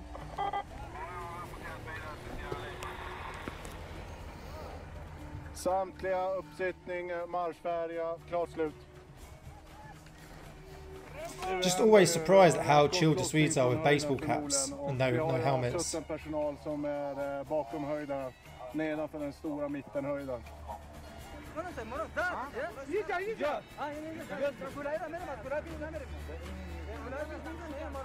Vi kommer nu framrycka med våra fordon. Vi har ett fordon som understödjer därifrån. Vi kommer framrycka för att understödja deras fortsätta framryckning. Det var hyfsat nära, sa de.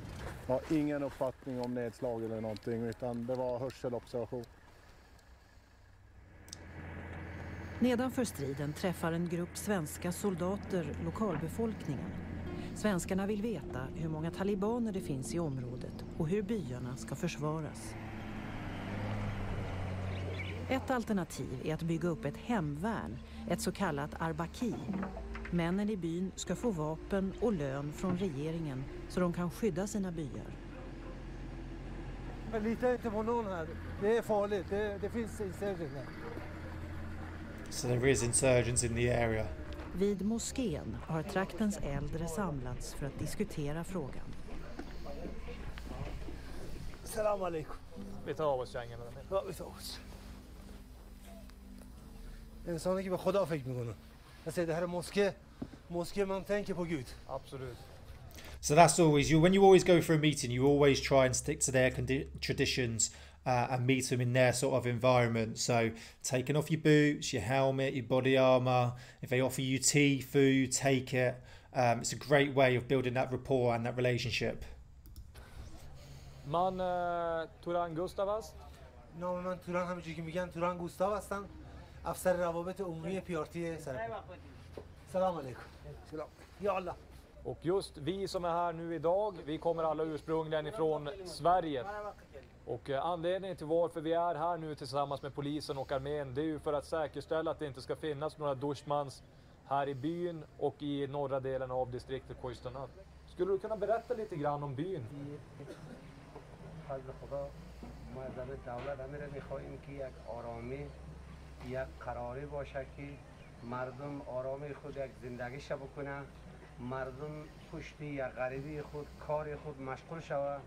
امی که مردم است که امی مردم بیرون شود از این منطقه، مردم یک پریشان نشود، مردم یک تکلیف نشود. ما از امیر میخواهیم از دولت. Det är så här att vi vill ha frihet och lugn, att folk kunna leva i den här byn. Hur är det med polis? Vi har ingen polis, vi har arbaki. Hur många arbakis har ni här i byn? سه نفر. ما طالبا را جاب هم دادیم دور آوردن ما مردم یا غریب مردم زیر کوشش دادیم. Vi har sagt till talibanerna, gå till provins. Vi är folk som har ingen pengar. Vi är folk som kan inte ens försvara oss. Vi har 3 stycken vapen. Vi 3-4 månader sedan, vi är arbaki här, 3 personer, 3 stycken vapen. Not many at all. De har inte betalat till oss någonting. Jag måste fråga er, är det verkligen rätt 3 personer att försvara den här byn? Är det verkligen möjligt att 3 personer kan försvara den här byn? Jag frågar. Nej, det tycker jag inte. این میگه قماندان میگه نه 3 نفر کافی نیست 3 نفر اربکی کافی نیست کم است. Men som jag skulle komma till då. Nu har ju polisen fattat beslutet då att man ska ta och anställa 300 stycken arbakis i koisterna. Då kommer man ju att kunna ha mer än 3 stycken här så att det kommer att bli bättre. استخدام بکنن معاش بهشون بدن معاش بدن به پیسم شما آدمای دلاور دارید همتون نه کی بیامد کی Så samverkansofficer så är det ju otroligt viktigt att man bygger upp relationer med de människorna som man arbetar med på grund av att det är alltid lättare att öppna upp sig för en vän än för någon som man inte har förtroende för. Det som kan vara svårt här är ju att vi har lite olika definitioner på vad som är lögner här kontra i Sverige. Det finns ju givetvis undantag som bekräftar reglerna, så det vill säga folk som är ärliga och säger sanningen till en, men det är svårt att bedöma vilka det är innan man har byggt upp den här relationen så att man faktiskt då vet vem personen i fråga är som man arbetar med. När insurgenterna har varit här i byn och har försökt då få mat och annat, hur många har de varit då? En person säger att de är 100 personer. Folk är inte säkra. När det är en person de säger 50, när det är 5 personer de säger 500. Och det, vi kan inte fastställa antalet. Ja, jag förstår. So going on that, very tricky one. First of all, you can see they do want peace. They have been at war. It's like pretty much nearly every decade. It's ridiculous. They have constantly been at war. They've constantly been on the rule and having insurgents, Taliban coming in and out. So ultimately, I do believe they generally want to live under peace. How that peace works, we don't really know. But can you imagine, like, we've got it pretty cushy, haven't we? They are constantly at some sort of war. And they've had major wars. We've gone in earlier years, 100 years ago or so. You had the Russians with that big war, and then we've gone back in again, and you've got the little battles going on. And then, like I said, with the Taliban and the locals. So trying to live in peace is all they want. It's got to be hard. Can you imagine just constantly throughout your whole entire life, all you've seen is war, with people getting killed, blown up, bribed for money or whatever it is, and you're just a farmer basically. And then you got given a weapon to defend yourself. No training, but just money. And then you've got the issue is, have they actually been paid by the government? Because that was another issue. Were the government actually giving out the money that the government were getting? Most probably not. Sometimes where they're getting money when they say and then saying they weren't, most probably as well. So you've got to sort that issue out. But a lot of times they most probably weren't getting paid the money. They were most probably only getting one weapon with minimal ammunition. And then, yeah, determining how many Taliban are in the area was a massive thing. We used to have the issue, how many Taliban are in the area, and you'd get all sorts of numbers from different people. So trying to actually determine if you haven't actually PID'd a group of insurgents is very, very difficult as well. So going out there, some people say we shouldn't have been out there, but it was a very tricky situation trying to understand all this and then trying to give the locals what they want, which is peace. But when you're in the area, there was never going to be peace really, because they were always going to attack the foreigners. And then once you left, they were always going to come back and do revenge attacks and try and take back the area.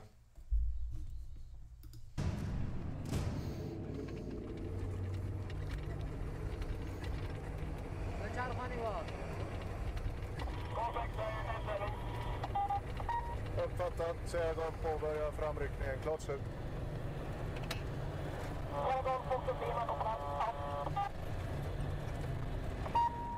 Sögon felställning, golf X-ray framåt.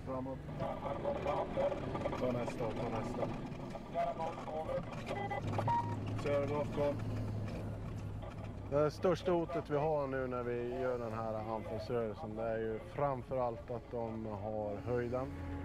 Vi har ingen information hur stor styrkan är. Men en höjd är alltid lättare att försvara.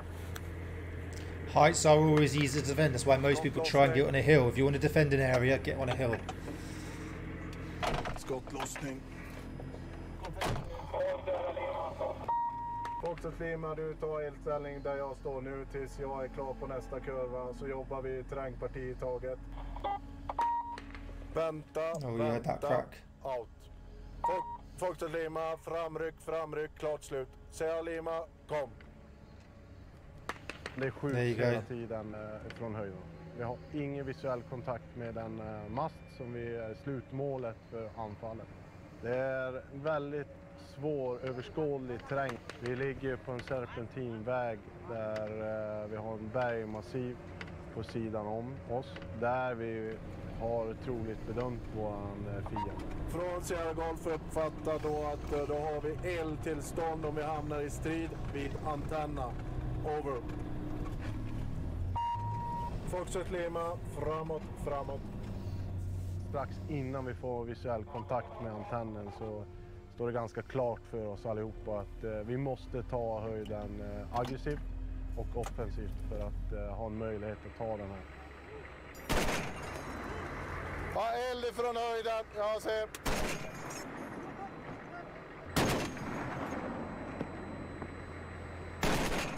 Skjutgränsfönster, compounden!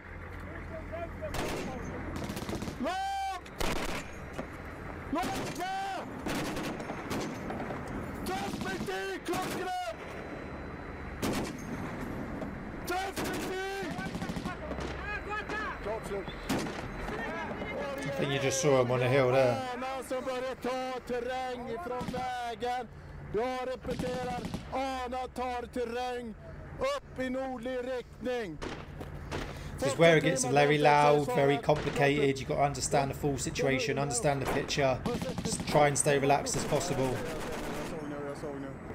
Ja, nu skjuter jag vänster, lilla höjden. Lilla höjden, där. Den. Är du med? Peter? Kontakt! Bra! Yeah, you can see where they're hitting. There you go. You can see the splash.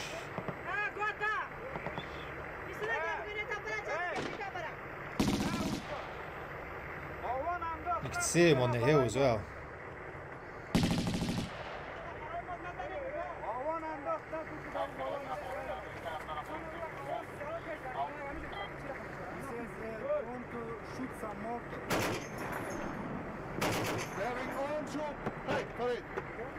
Driving on troop on the compound and the antenna. Only the top. One thing you can say is that A&A were not scared to get in a fight. They did not care. Den är gonna miss. He says he just wanna make sure himself do not injure any of us. Yeah, I agree. Uppfattat, ni har, wait. Vi har personal vid båda compounden.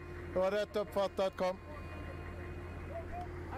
We're gonna push forward with our vehicles to the antenna.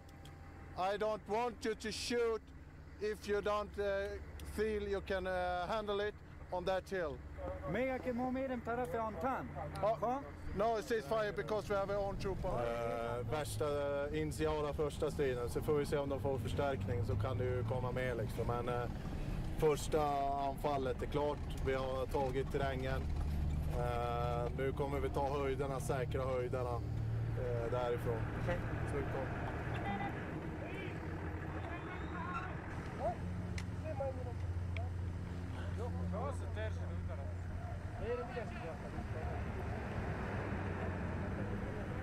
Jag är osäker hur många de var här uppe. En är omhändertagen, hör vi inte jag sett. Ana kampanjen där uppe. Ja, Ana AMP kampanjen här uppe. Foxtrot Lima, stridsparet vid hörnet där, eld i den riktningen. Ja. Palm och Bibån, eld i den riktningen bortanför kampanjen. Det är bra.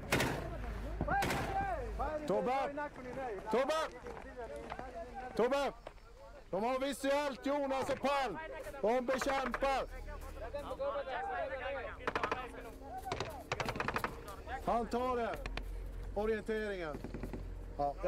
Ja, jag kollar direkt samverka bara. Vad det där då? What was that? Oh look.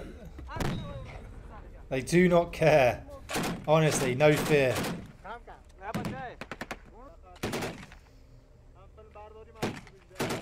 Stand-in position, look there.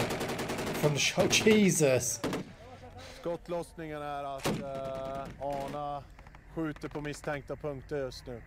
Men i sådana här situationer så brukar de ha tendensen att skjuta väldigt mycket efteråt också. Det är lite psykologikrig på det, att skrämma incidenterna ifrån platsen. And he really supported us. Yeah, we took the fucking antenna now.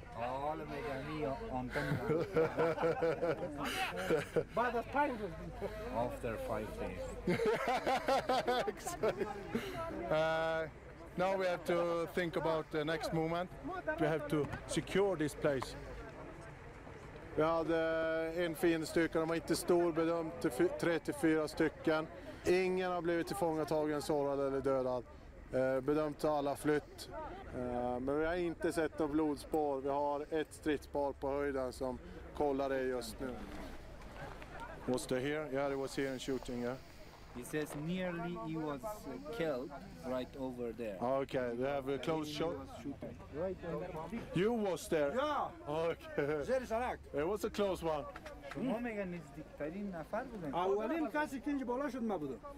Yeah, he was the first guy climbing. Why didn't you shoot him? Sorry? Why didn't you shoot him? چرا میگه خیلی نزدم؟ زیاد زدم. Shot many bullets, but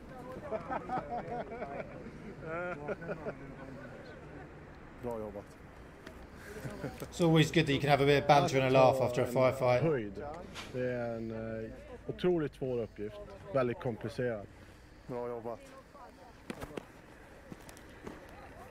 Dels så har man en orotkänsla. För att det är ett kraftigt hot.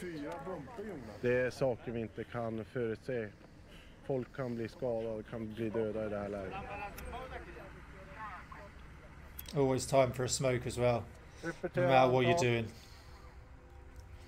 Klart.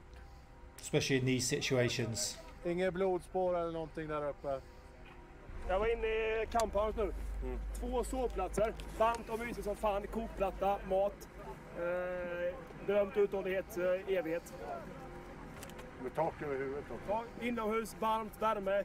Inne där växlarna är. Ericsson-växlar är det också där nere. Fy fan. Swedish Ericsson fuses. Look at them getting their pictures. Like it. I told you, everyone loves getting a picture.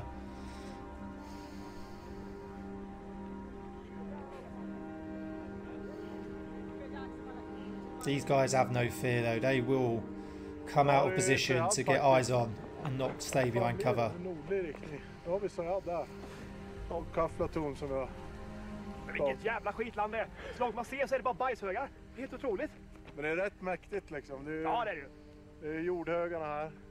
Och sen blir det de här höga berg. Beautiful, look at it. Hard to work in, but looks amazing.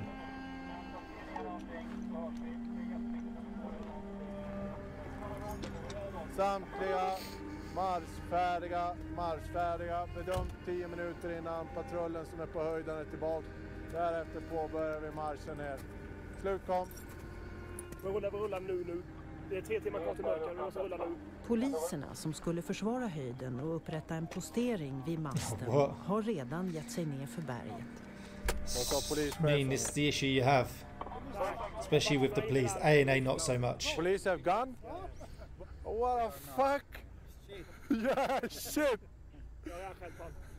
Har du skällt på polischefen? Ja, de visste om att det var vakter där inne för helvete. Och sa ingenting. De visste det också? Ja, och luftmissal på dem. 3 stycken. he says if we stay in this area longer. Yeah, I'll call us. Yeah, I call them.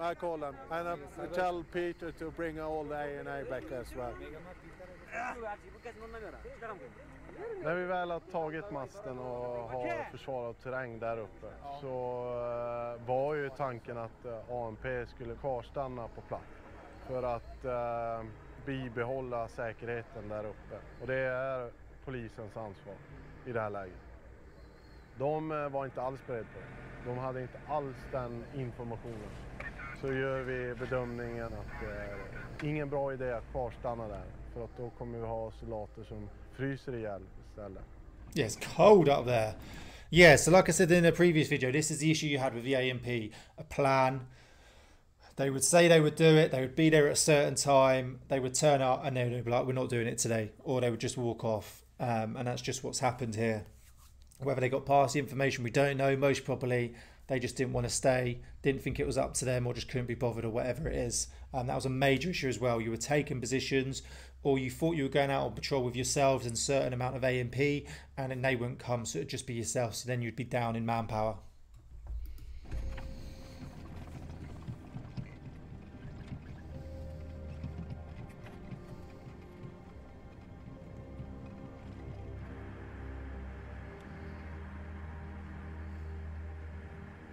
Svenska soldater lämnar masten och möter upp militären So you've just taken that position and now you can't secure it. Att försvara masten var polisen AMP:s uppgift. So how has the day been according to you? Has it been a good day? خب به نظر خودت امروز چطور روز بود؟ مگه روز خوب بود؟ نه این روز خوب بود. Yeah, it was good day today. Yeah. I'm very glad to hear. Do you think that this will help the security situation in your village? Tyvärr så blir det ju så att när vi går upp på en höjd på det där viset och tar masten och sen lämnar den utan någon personal kvar, så kan man ju förutsätta att när man inte håller en terräng som man har tagit, då har man ju förlorat den. Så att med all sannolikhet så har de tagit tillbaka deras compound som de har där vid antennen.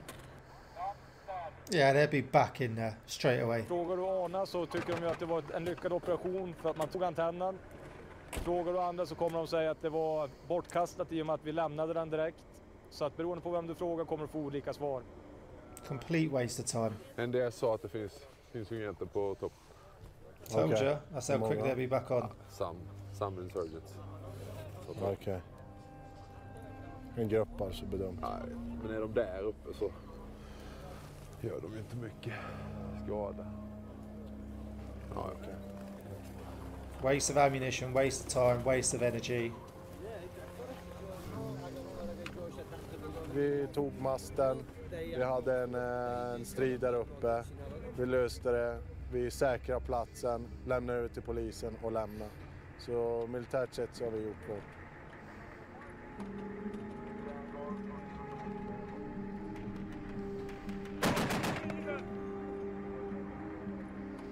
See what I mean? That's how quick they're in. You're securing areas, leaving, and they're just straight back in.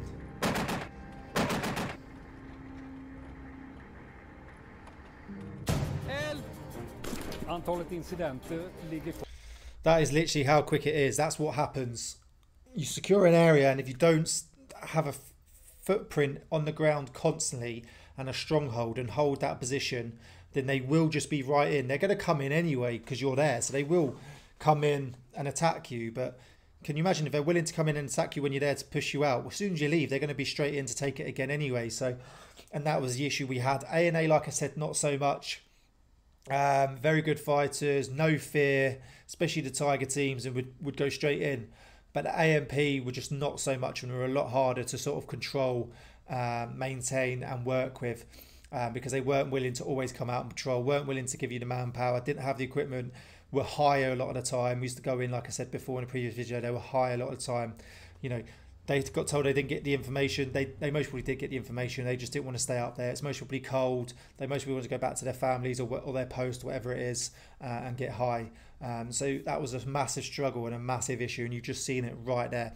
Within a half hour, insurgents back in and engaging you again, and you just got to start again. And it was just a constant process unless you put like checkpoints, patrol bases, fobs in, had that footprint and secured the area every day and all night.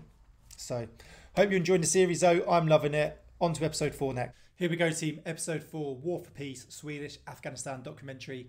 Let's go. Check out the original video in the description.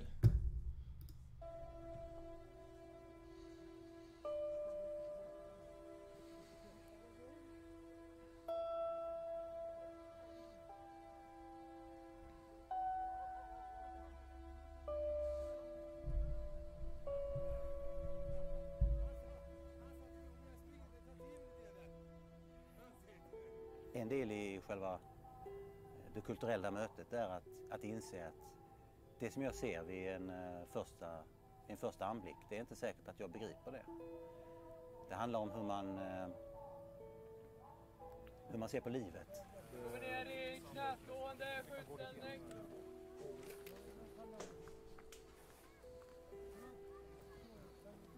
Fortsätt sikta på samma punkt. Lite grann finns attityden i afghanska armén att det går som det går, eller inshallah, om Gud vill. Och det innebär att man är inte så sugen på att planera operationerna med vad vi menar med planering.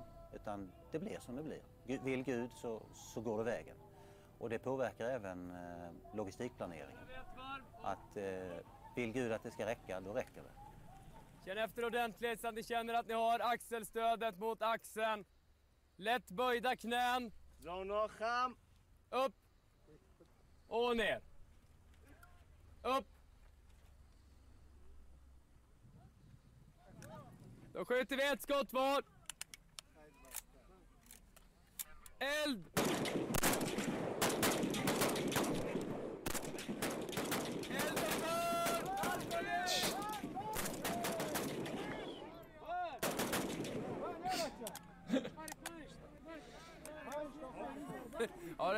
Ja, ett skott var. Då kommer ni få prova att skjuta med våra vapen. Ett skott mot tavlan.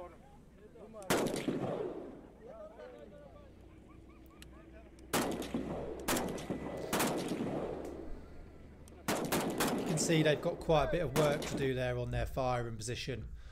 He wants to be leaning more into it. And as you can see, the recoil's having a bit of an effect on him. But that's what they're there training them to do. As you can see, it's quite difficult planning. God, it will be, if God wants it, it will happen, so on and so on. And that's what we were dealing with out there, and that's just how they live their lives. They're highly religious, and they rely a lot on God. So once again, as previous, it's changing their mindset, changing their traditions. And as you can see, communication and their understanding can be very hard. Fire one shot, they will start firing, shout ceasefire, and they're still continuing firing. So it was never an easy task training them. But you did their best, they did their best.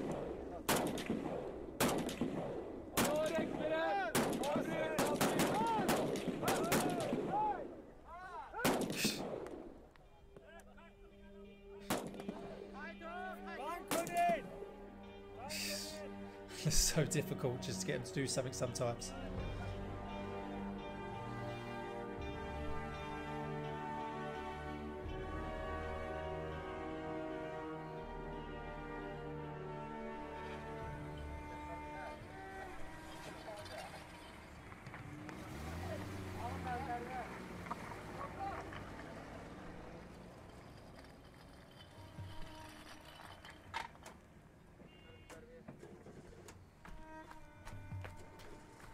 Det fortsätter precis som tidigare att antalet incidenter ligger kring 125. Under det gångna dygnet så var det 127 närmare bestämt. Och räknar man om det här innebär det här ungefär en incident var 12:e minut. Det är inte så många ISAF SF som har skadats under något av de här dygnen, 6 varje dygn. Däremot så har insurgenterna drabbats mer. 15 insurgenter döda första dygnet och 11 det andra dygnet. I övrigt så betonas nu att insurgenterna för närvarande koncentrerar sin verksamhet att tillverka fler idéer. Vilket resulterade i att de sprängde sig själva i luften. 12 stycken sprängdes till döds och 6 stycken skadade. Varav 2 av de här var ledarna för de här bombgrupperna. Så det är en sån där självsanering igen där borta. Yeah, IEDs were massively stepped up, especially towards the end of tour. They got bigger, they got harder to detect. They were a massive threat, if not one of the biggest threats out there. We got 3 vehicles blown up within a space of a month, I think. Just with huge IEDs. You know, I think a couple of them, they estimated to be around 25 to 30 kilograms of explosive. So it was a massive threat, and like I said, they were harder to detect. They were putting less metal in them. Their ground sign covering was getting better. So yeah, huge threat. But then on the plus side, you did get the fact that when they were either making them, or a lot of time when they were planting them, they were actually setting them off, because obviously it's a dangerous job. So then it was sort of doing the job for us. OMLT har till uppgift att utbilda och stötta den afghanska armén. Det innebär att de svenska soldaterna bor och arbetar tillsammans med afghanerna. De flesta afghanska soldaterna har låg utbildning. Över 80% kan varken läsa eller skriva. Det försvårar arbetet.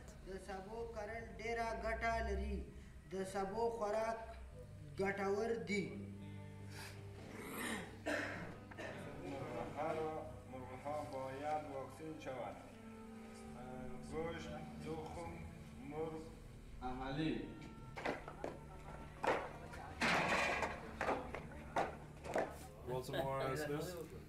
No, you can. در قدم اول یعنی سلاح جوکیه که سربازا ناودیده زیادتر کوشش ما سر سلاح جوکیه که تمام پرسنل سر از حاکم شود باید بفهمه که چه رقم باز بسته میشه اگر در صورت که انقطاع کنه چه رقم بیاد مرمیشه بکشه و چه رقم باید انداخت بکنه طرز استفاده از این در صحنه محاربه باید یاد بگیره زیادتر کوشش ما سر سلاح جوکیه است. On Monday, they will have some exercise on ZK1.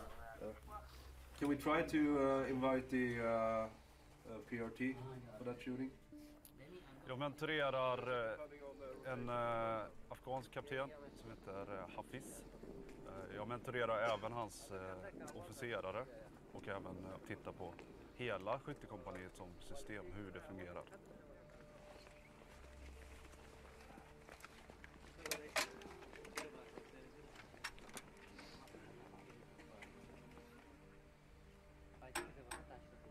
Det är en ZPU-1, en rysk luftvärnskulspruta som man faktiskt har hittat och grävt upp ur marken och fått i ordning på. Jag trodde inte på det när jag såg dem första gången. De var helt jordiga och rostiga. Sergeanten som står och håller utbildning, han fick utbildning på vapnet när han var 13 år. Lite oklart var det var någonstans, men antagligen har han fått det inte av ryssarna. Antagligen av Mujahedin.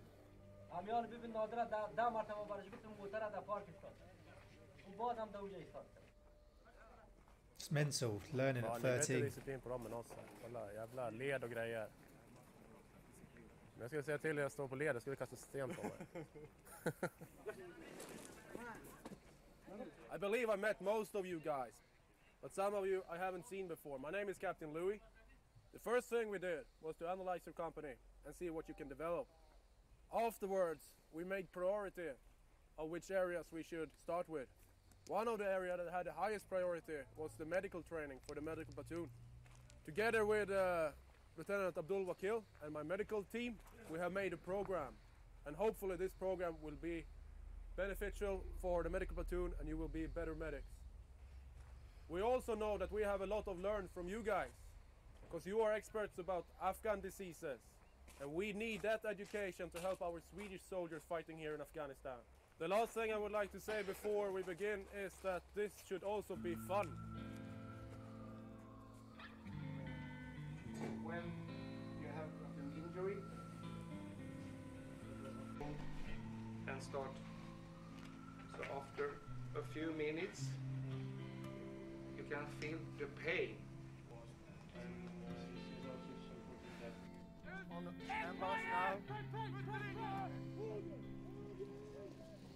See what you're watching here. This is really what it's all about. Training them in depth so they become highly skilled and capable to provide their own security. This was what it was all about, and it's really good to see.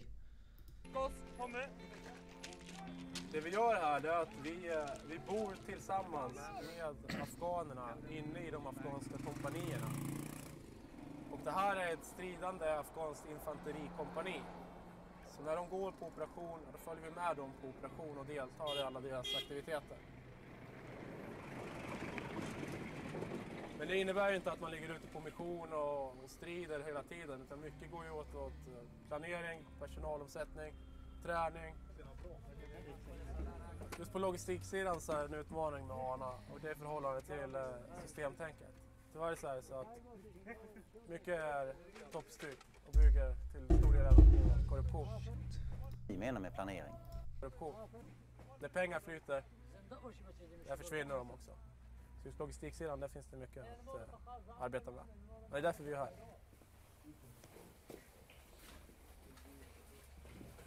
Corruption's a huge issue everywhere.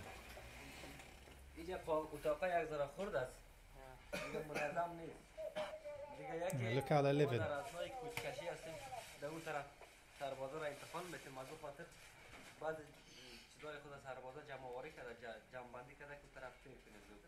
And the roof is much better at the new barracks than here.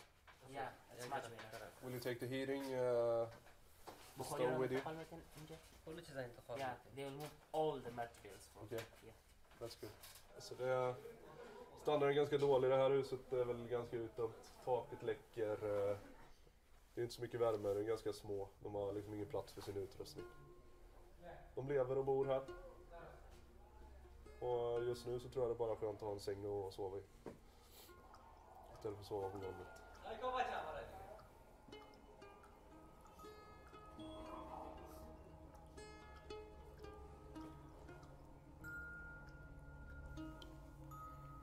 It's diabolical, innit? It's not like they're on tour like we were on Ops. This is their actual living accommodation.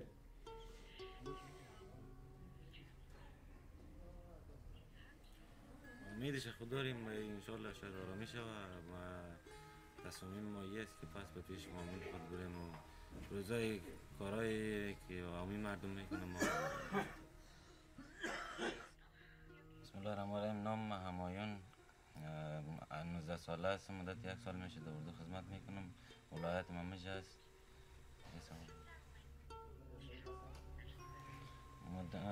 مدت 1 سال میشه که من حیث یک سرباز دولت ما ماشی که میگیرم فامیل، شکر فامیل دارم، پدر و مادر 6 برادران هستیم. ماشی که میگیرم نفقه فامیل دارم. That's what a lot of these people are doing for their families, send back money.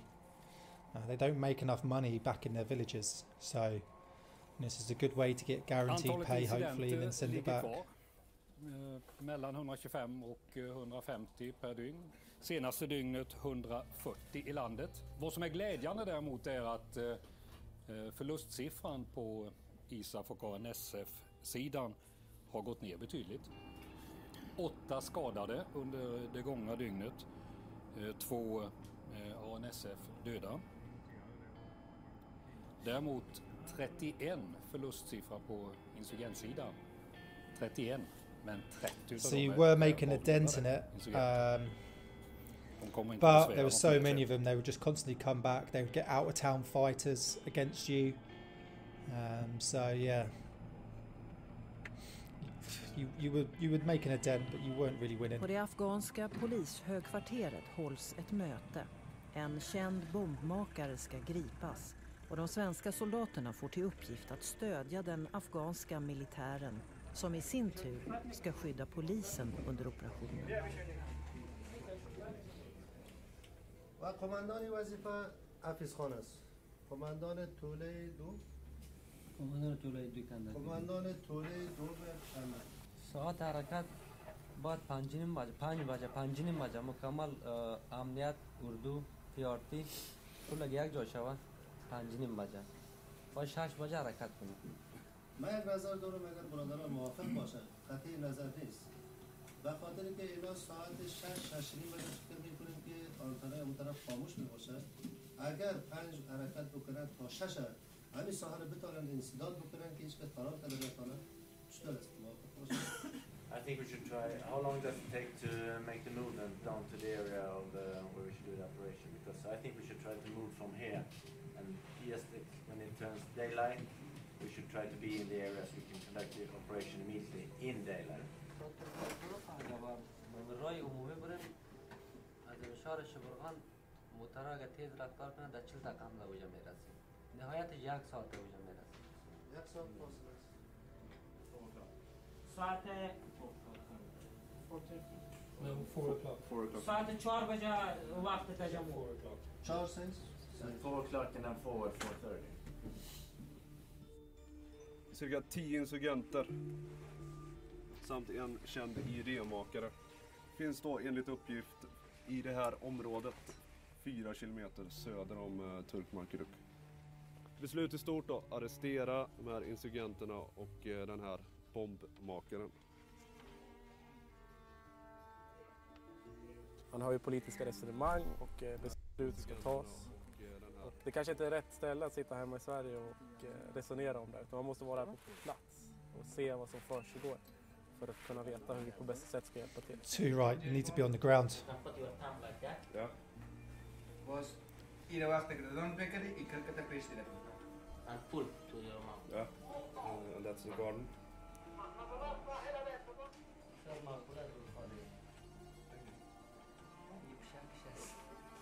That's cats.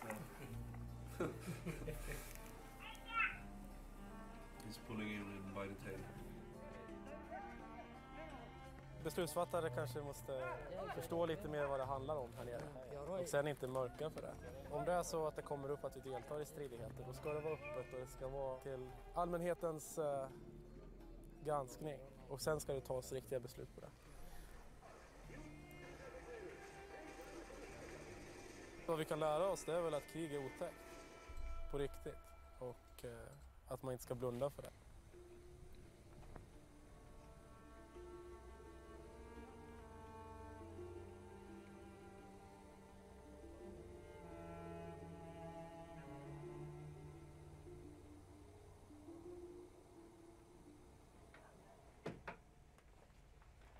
Det är intressant, se om vi tar något bus den här gången. Förra gången så flydde de på moppe. Ja, vi får hoppas på bättre lycka den här gången. Ja, jag tror vi är framme vid 5:30, något sånt på morgonen. Förhoppningsvis när solen går upp så...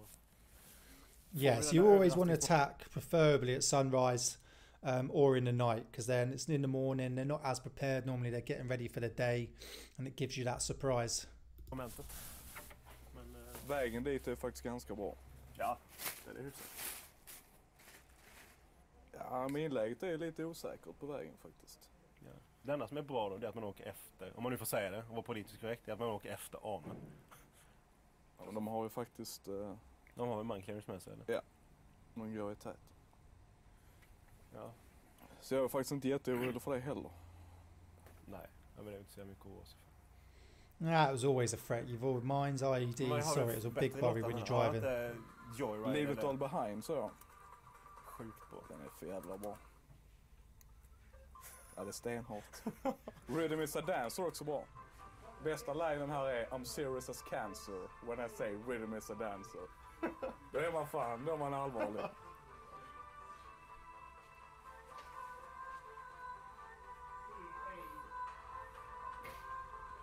Sjukt bra. Ja. Det är sån här bra peppmusik inför en operation. Ja. Man blir så jävla taggad. Ja, det är perfekt livsstil. Då är det lyssna på Eurodisco, ut på någon operation. Ja, det är omöjligt.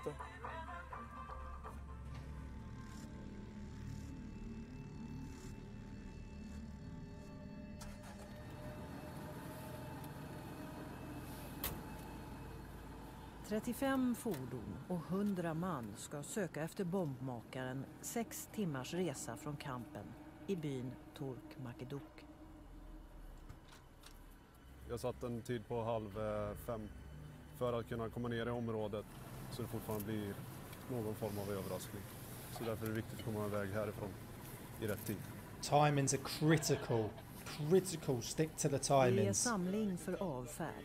Alla i tid. Utom poliserna som ska leda operationen. No change there. We always had that issue. That you'd be there and they just wouldn't. This is literally no surprise. Fordonet bedömt framåt om 20 minuter. Roviol 2 svarar slut på. De vi väntar på nu är...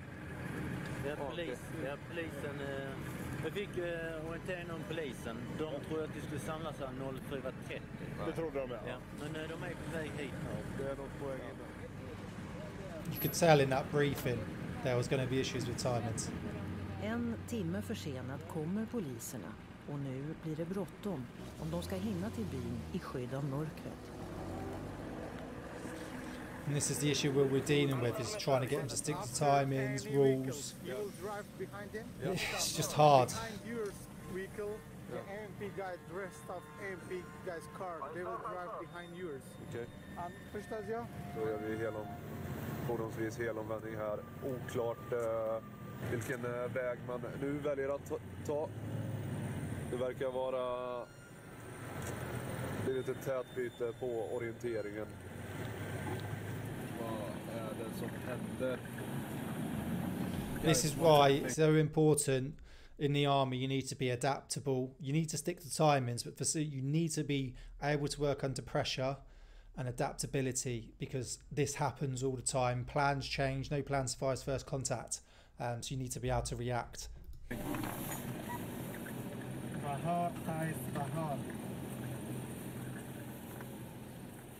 Under resan blir de oense om den bästa vägen till byn. En sandstorm gör inte situationen lättare. When those sandstorms hit, they hit hard.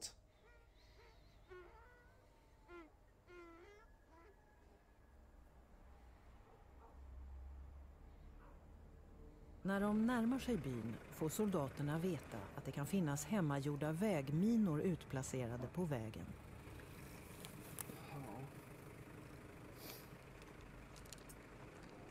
Det som AP gör nu är att man söker efter de här hemmagjorda idéerna. Och man gör det nu till fots, det är därför det tar lite tid. Ja, problemet på vägen hit är att man orienterade fel inledningsvis och det resulterade till att vi kom hit mycket senare än vad vi hade räknat med. Tyvärr så är de här ökenvägarna, när det blåser mycket så är det svårt att orientera efter dem, men nu var det flera viljor som ville åt olika håll. This could mess the whole mission up now. Effekten på den här operationen den har väl gått om intet. And the way it works, what happens is if there's suspected IEDs, what normally two people, possibly maybe a third, will dismount. The way we did it with Valens, I'm not sure what equipment they're using, and then you'd have to clear the whole road on foot. And then if it sets off and you think there's an IED, you've then got to have a look to confirm and then press on. It could take hours to move a couple of miles. Alltså den största kontrasten, vi är ganska vana att det ska hända saker, vi vill ha liksom, utbilda, det ska hända saker, folk ska utvecklas.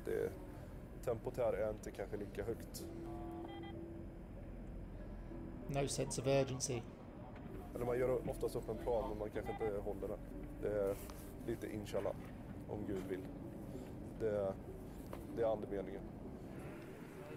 Förändringar tar ju tid och i det här landet som är ganska konservativt så tar det jättelång tid. We know exactly where the house are.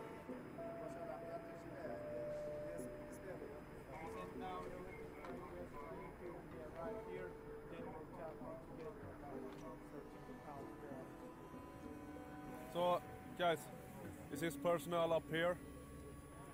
Yeah, there's police guys. Police guys? And people on the way up? Yeah, there's our soldiers. We're gonna start up. Yeah.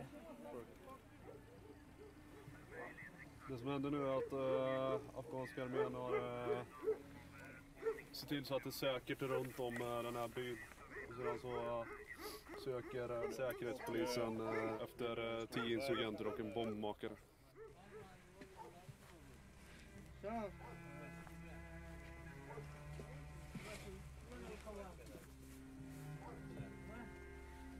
They've lost surprise now, so now they're Iranian.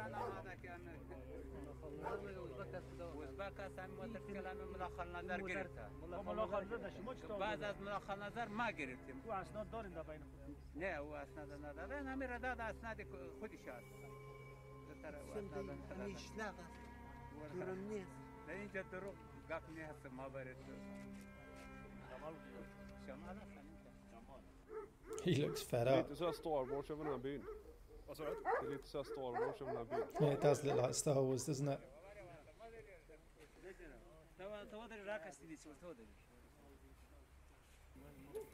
Alltså, det finns ju egentligen flera insurgentgrupper här. Det finns ju de från söder. Så finns det de från väster. De från söder är väl mer importerade talibaner. Medan de från väster är mer kriminella. Som håller på att smuggla saker. De lever ju lite i skräck av de här. De kan inte göra så mycket mot dem heller. I den här byn har det faktiskt blivit en ung man som har blivit kidnappad och hittat dödad lite senare. För någon månad sedan bara. Och det var för att de nekade vissa insurgentgrupper härberge i den här byn. That's what happens if you refuse. It's bad. That's what they had to live with. Att motståndaren finns i södra delen av byn. De förbereder urdragning i sydlig riktning. Okej.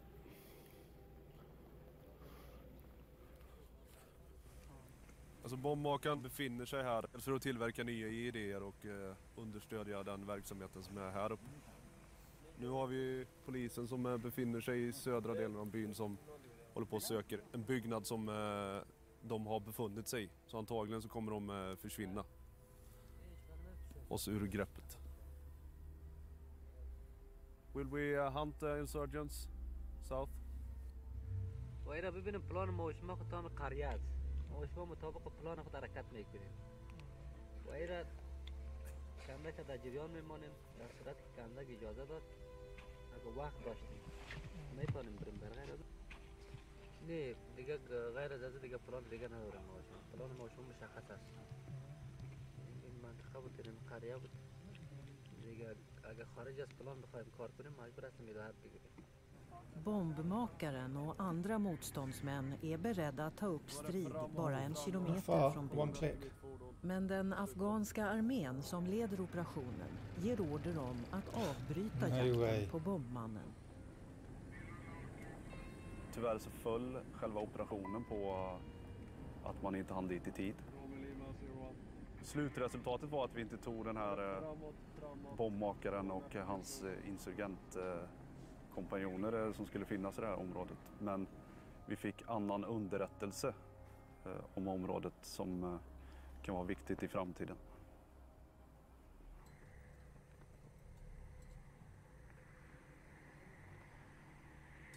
I och med att hela operationen blev så försenad så har de förmodligen lämnat innan koden blev klar där runt byn. Det är nog högst sannolikt. När var ni framme vid byn ungefär? Vi varit framme 10 o'clock. 10. How much later? Chansen Jesus. att få tag i dem, det är ju, säger ju gammal erfarenhet, är att vara där väldigt tidigt på morgonen. Innan de bryter upp, för de bryter upp sen och så flyttar de på sig då. Så, men det är som det är. Den gången gick det inte. There's not much you can do about it. You just got to move on.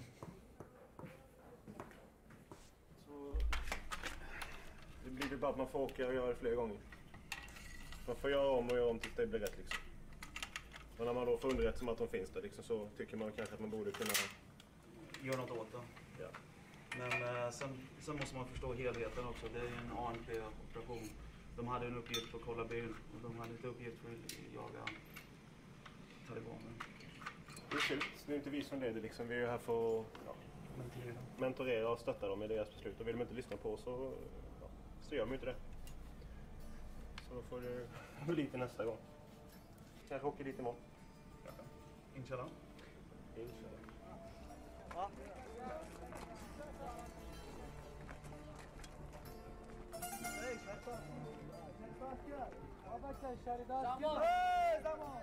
Afghaner är ju krigande folk. De har ju alltid krigat. Så de ska ju kunna ta hand om sig själva. Till slut så ska ju OMLT ta ett steg tillbaka. Och bara stå och övervaka. Och sen ska vi försvinna härifrån. Och jag tror faktiskt att de kommer klara sig själva en dag. För 10 år framåt så, ja. Inshallah, allt löser sig. Yeah, maybe not.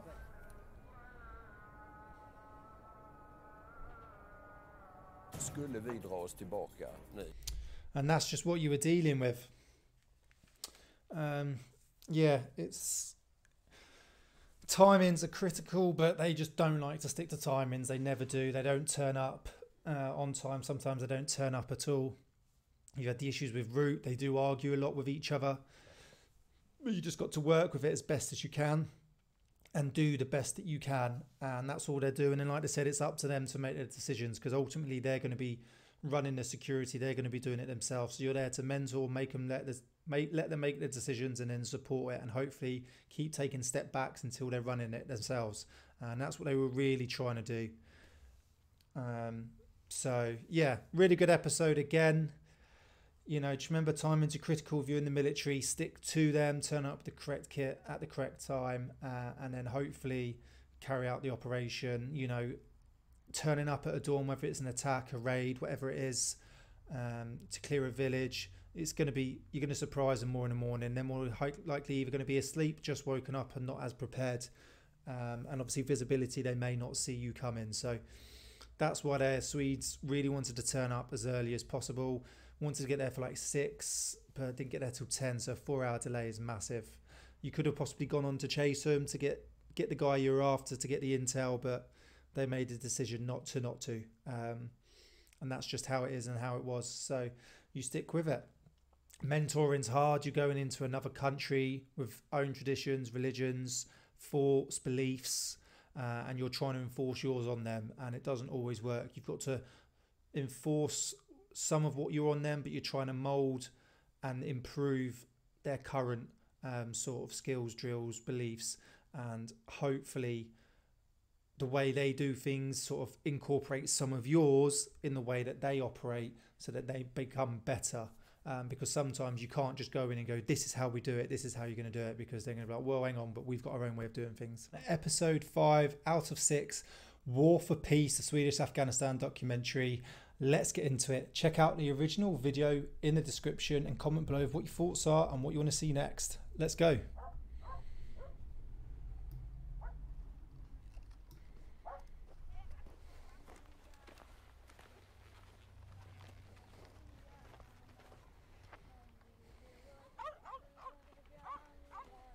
It looks like an IED's gone off there, doesn't it?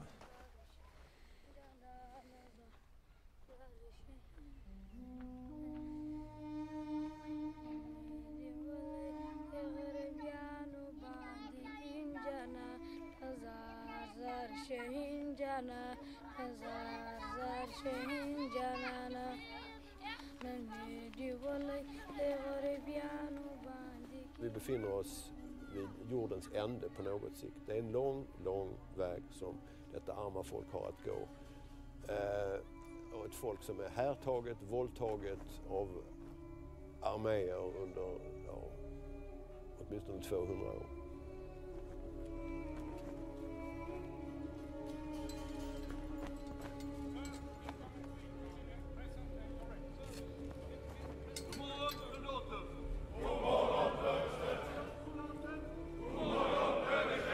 Skulle vi dra oss tillbaka nu härifrån hastigt och oplanerat, skulle detta land falla samman.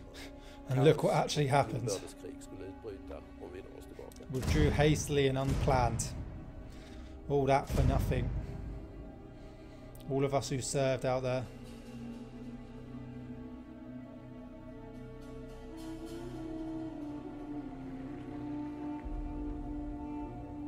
På Camp Northern Lights byts styrkorna ut var 6:e månad. FS-19 ska bli FS-20.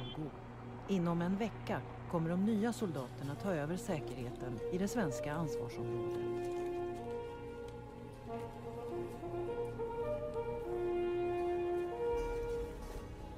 I'm proud and grateful for the confidence given to me to lead the Swedish-Finnish force in Afghanistan over the next 6 months. I want to thank FS-19 for your excellent work during your time in the area and for your efforts in the handover work to us.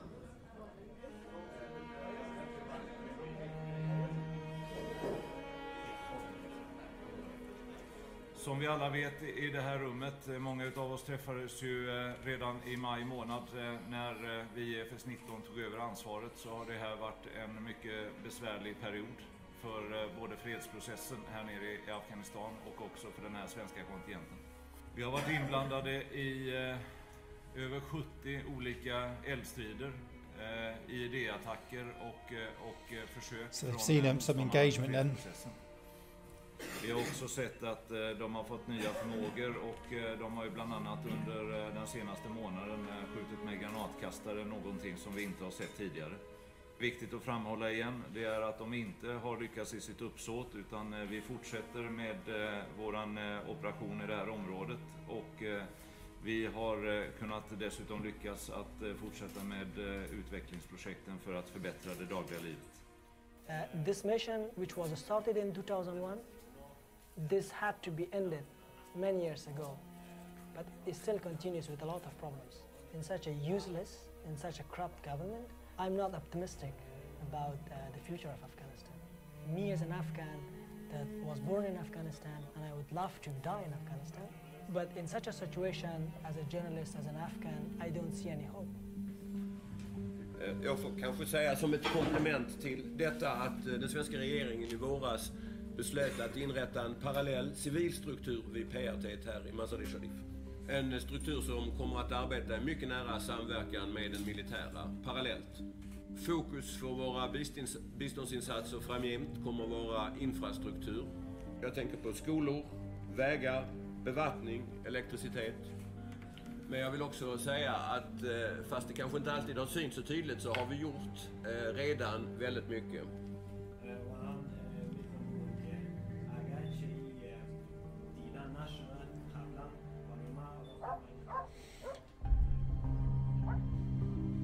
That's sort of their way of getting around it, isn't it? We're going to start building schools. We know we're sort of failing.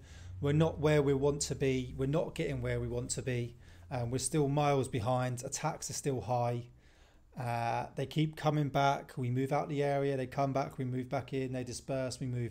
So it's like we build schools, put in electricity, water wells, to sort of try and cover up the mess. And as he said as well, they were constantly adapting. So they'd never seen them use mortars before, and they did. They were always improving their attacks, the equipment they were using, their IEDs, clothing, body armour. Towards the end, they'd really sort of improved massively from when we first went in, like any sort of militia, army, defence force would.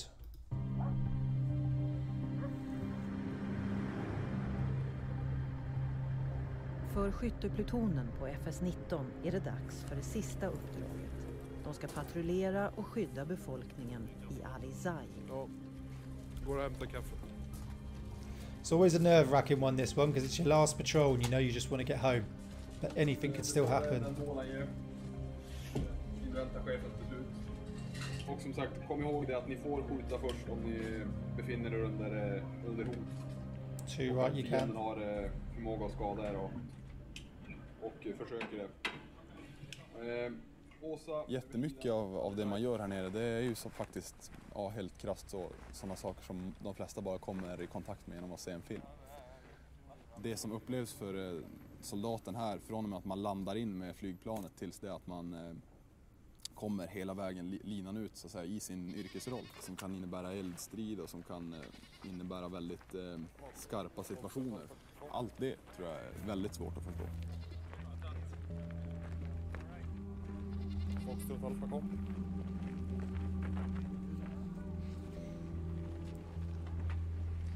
Jag uppfattar Thomas bara hälsa och kolla över om det ser ut att vara något konstigt, annars bara låta dem gira. Jag känner ingen skyldighet eller någon plikt att förklara det jag har gjort här för alla jag möter, alla jag träffar. Utan det är nog någonting som är en ganska personlig upplevelse. Och ja, det finns ju absolut en konflikt i det. Människor vill ju veta och vill ju förstå vad som händer här, men det är inte alltid helt svart och vitt att man ser motståndaren och så skjuter man på varandra och sen är det slut. Utan det kan vara lite av och på. Det kan vara ganska komplexa situationer som kräver att man bibehåller skärpa över ganska lång tid.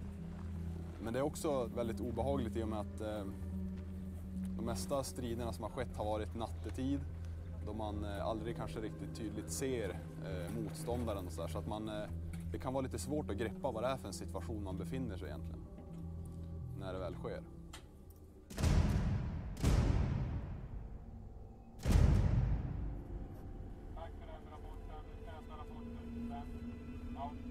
Kvällen den 23 juli skulle jag och min grupp möta upp en logistiktransport och eskortera dem genom West of Meers. Vi ser en träridå som sträcker sig från norr till söder. Och träridån tillsammans med mörkret gjorde att observationen bortom träridån var i stort sett obefintlig. Och det visste talibanerna, motståndsmännen, om då. De hade eldställningar precis bortom träridån. Direkt efter det att Patrian passerade träridån då, observerade Krille, våran skytte Patrian, ett 10-tal personer som dök upp bakom pipelinen och i samma stund öppnade eld mot oss. 10 of them, you know that's gonna kick off.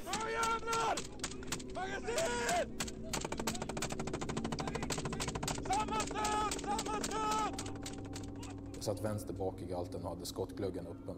Jag besvarade elden snabbt jag kunde tillsammans med Jonas, som var en tagskytt. Är det okej, Jonas? Jonas! Är det okej? Ner med dig! Du vänster! Den sidan! Den sidan! Alltså jävla fet! God jävla! Bra Jonas, jävligt bra jobbat, jävligt bra jobbat. Ut med dig! Vad fan är det? Gjorde avsittning och så ser jag 2 personer rakt framför mig, cirka 50-60 meter därifrån. Sen ser jag ytterligare en person på samma ställe, de 2 första var. Sen kommer en till och en till. Mange, vilka som kommer till vänster om dig där uppe på fältet? Mange, vänster om dig på fältet, vilka är det? Klockan 12. This is where it gets complicated at night. Motståndsmän. Då gick och sparkade i gräset, jorden och letade efter oss. Normally the good thing is you do have night vision, they don't. Som vi låg i då. Och det var ett väldigt brant dike. Och jag kom inte upp därifrån.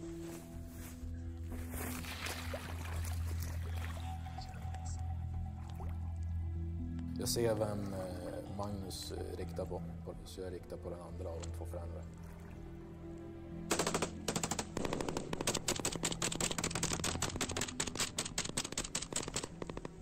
De 2 främre faller till marken direkt. Jag fortsätter skjuta dit om det var så att de bara tog skydd. Man vet ju inte. Ja, jag är bakom dig, jag trillar ner. Ja, då går vi bakåt.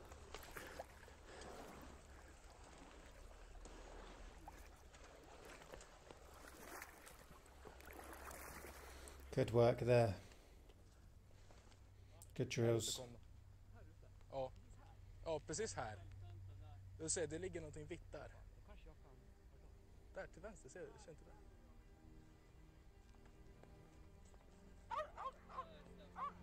Och här är mitt magasin. Och här är här är GPSen och ett magasin.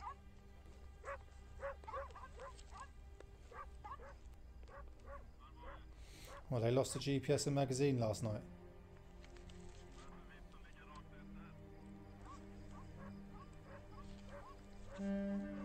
Har du en till?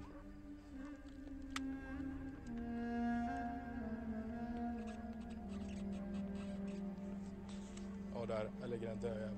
There you go, look, they're confirming.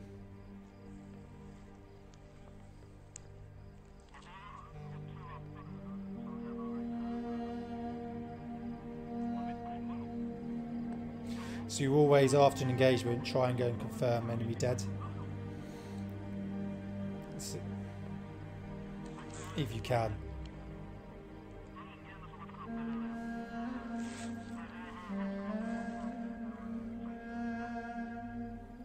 Känslan på gruppen efter det här var väldigt blandad.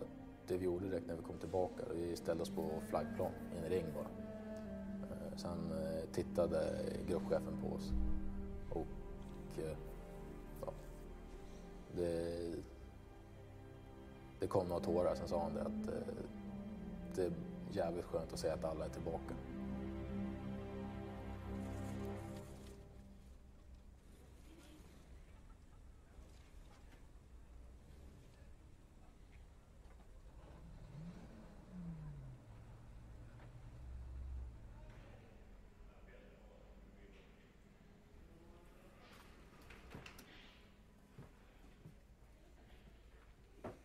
Ja, här bor jag. Detta är mitt residens då. Lite mindre kanske än det jag hade i Belgrad och Wien, men jag trivs rätt så väl. Pretty cushy. Städningen är ett problem. Det måste jag nämligen göra själv. Oh no, you have to clean yourself, do you? Och så har jag införskaffat ett strykjärn faktiskt, men jag har ännu inte fått ut paketet.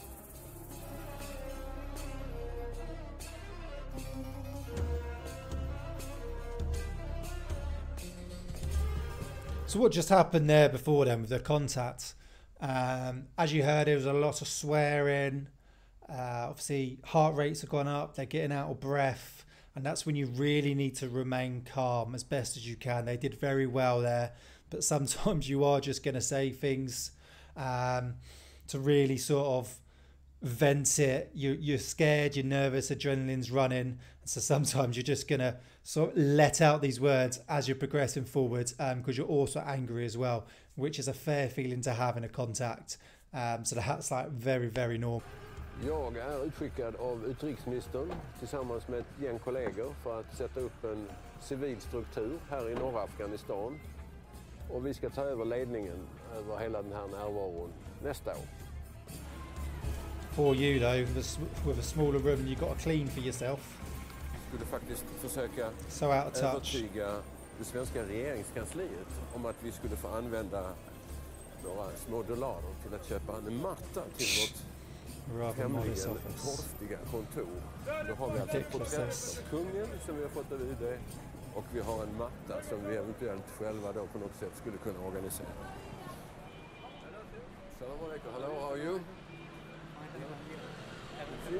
Yes. En viktig frågeställning som vi har brottats med här, det är ju civil-militär samverkan, och det, när jag kom hit så var det väl inte riktigt utrett hur den här skulle äga rum, och jag hade att göra med två starka och självständiga, stolta svenska myndigheter, Försvarsmakten och Sida. Och det är ingen hemlighet att Sida av hävd inte har tyckt om att arbeta med militären.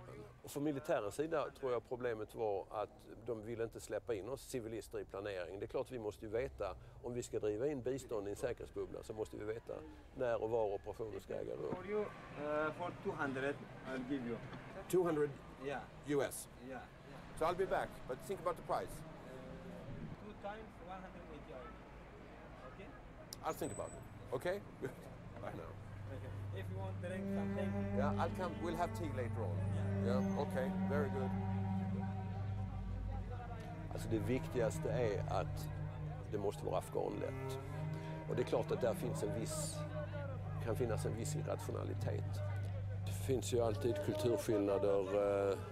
Tidsuppfattningen är väldigt olika. Tid betyder inte samma sak här som i Sverige. Ni har klockorna, vi har tiden, säger afghanerna.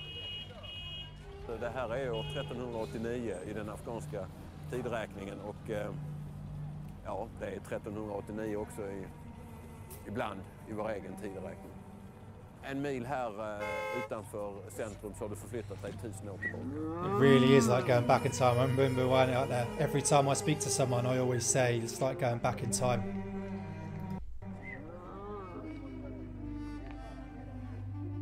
Krigsherrar och byäldstar från de fattiga problemområdena väster om Mazar har startat en shura. De har lagt ner sina vapen och vill prata om utvecklingsprojekt. Under valet var röstlokalerna i deras område stängda på grund av oroligheter. Nu har de ingen som kan föra deras talan mot regering och biståndsorganisationer. Again, I'm very pleased to be here. And now also when we have all these representatives here, I'm very glad for that. I'm grateful for that, and I'm here to listen to also what you have to say. Min uppgift är alltså politisk bevakning av skeenden som är här i norra Afghanistan, i synnerhet i de 4 provinserna. Förstå skeenden, följa upp dem och sen också kunna ge råd om vad som händer. Dels kanske till utvecklingssidan på Sida, eller också till militären. جامعه جهانی که وقتی که به افغانستان آمدن اگر کتی مردم مستقیما ارتباط میگیرید پروژه انکشافی سی هر پروژه‌ای که بود بعد نظر داشت نظریات مردم تطبیق میکرد و مستقیما ارتباط که مردم میگرفت ما مطمئن هستیم که مشکلات نشه. From my opinion, what the international community has been doing wrong is that we haven't created the ways to communicate. We are trusting on internet or mobile telephones, etc. behind high walls, and far away in the villages, there's nothing like that. ما صراحة میگیم که 35 سال در این ملک مشکلات تیر شده در این ملک ما. اینجا گروه بازی، تنظیم بازی، دشمنی، کل کتابالی میچاله کمیت. اگر ما یعنی ما من حیث جامعه جهانی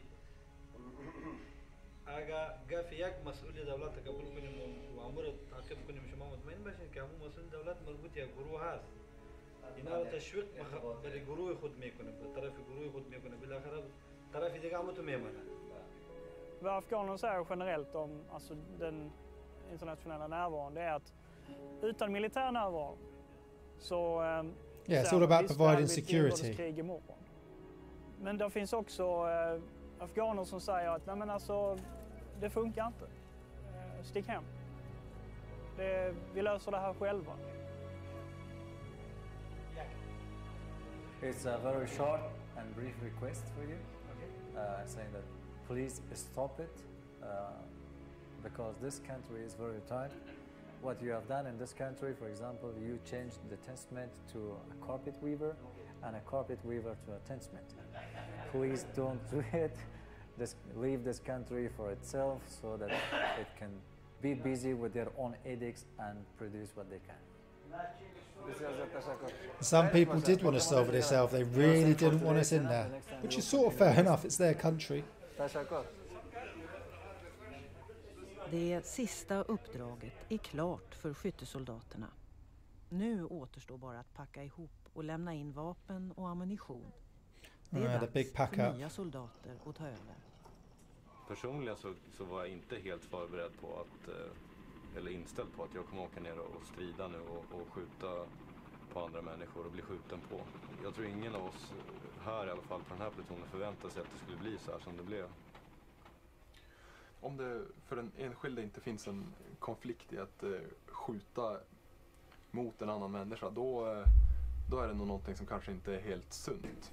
Men sen så behöver det heller inte gå så att säga, till det extrema åt andra hållet, att det skulle vara ett jättestort motstånd i att göra det. När man känner att man inledningsvis har fått liksom, någon kränker min rätt att leva, som jag ser det. That's exactly it. No one actually, I think, thought when they went in it would get as bad as it did. And you can't fully prepare yourself for it. You train hard, you train constantly. And honestly, they did a brilliant job. We did a brilliant job. And they conducted themselves professionally. Missions and operations were carried out to a high standard. And they got the job done. Under such stressful situations, under contact, they did what they needed to do. But sometimes I don't think, no matter how much you prepare and you go through the drills, you can really imagine how bad it was at the height of Afghan, with the amount of IDF, IEDs, contacts, attacks that were happening constantly, and how big some of the engagements actually were. You can't fully prepare yourself for that, and you can't fully prepare yourself to pull that trigger for the first few times until it becomes a little bit normalized. Något av det jobbigaste jag tycker är att komma hem och folket i övrigt har ingen större uppfattning om det arbete vi gör här nere. Jag har hört allt från jaha, har vi soldater där nere till ja, du är där nere, det är ju bara en sol- och badsemester i alla fall. Det är den jobbigare biten. Det är många som har slitit hårt. Det ska bli skönt. Plocka ihop allting, lämna in, åka hem. Och är det här uppe när det är en container? Ta den här.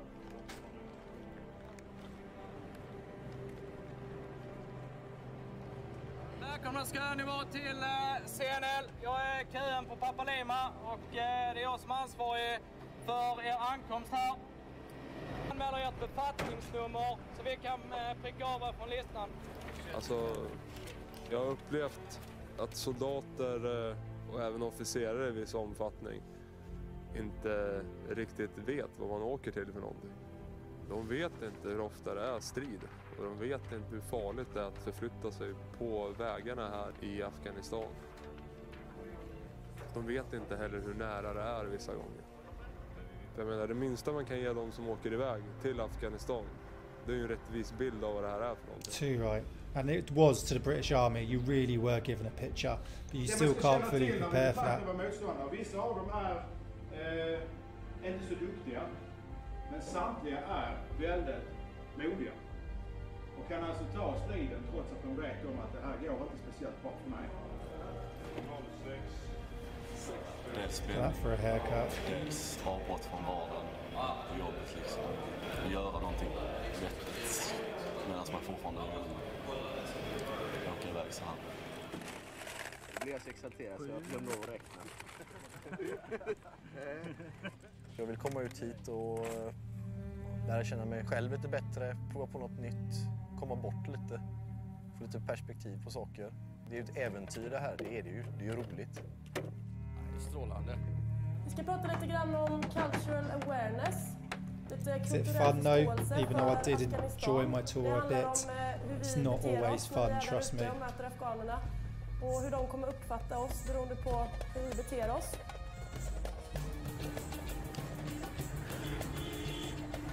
När ni sitter där på den här mattan och dricker te som man då gör på golvet, så sitter inte med fotsulorna mot andra människor. Det uppfattas som respektlöst. För de nyanlända väntar nu 6 månaders hårt arbete. I literally remember roads and buildings like that. Oh, it just brings back memories. Ambassadör Christer Bringeus letar efter samarbetspartners för att biståndsarbetet ska nå ut till folket. Swedish government wants to put much more civilian emphasis on our presence up here in northern Afghanistan.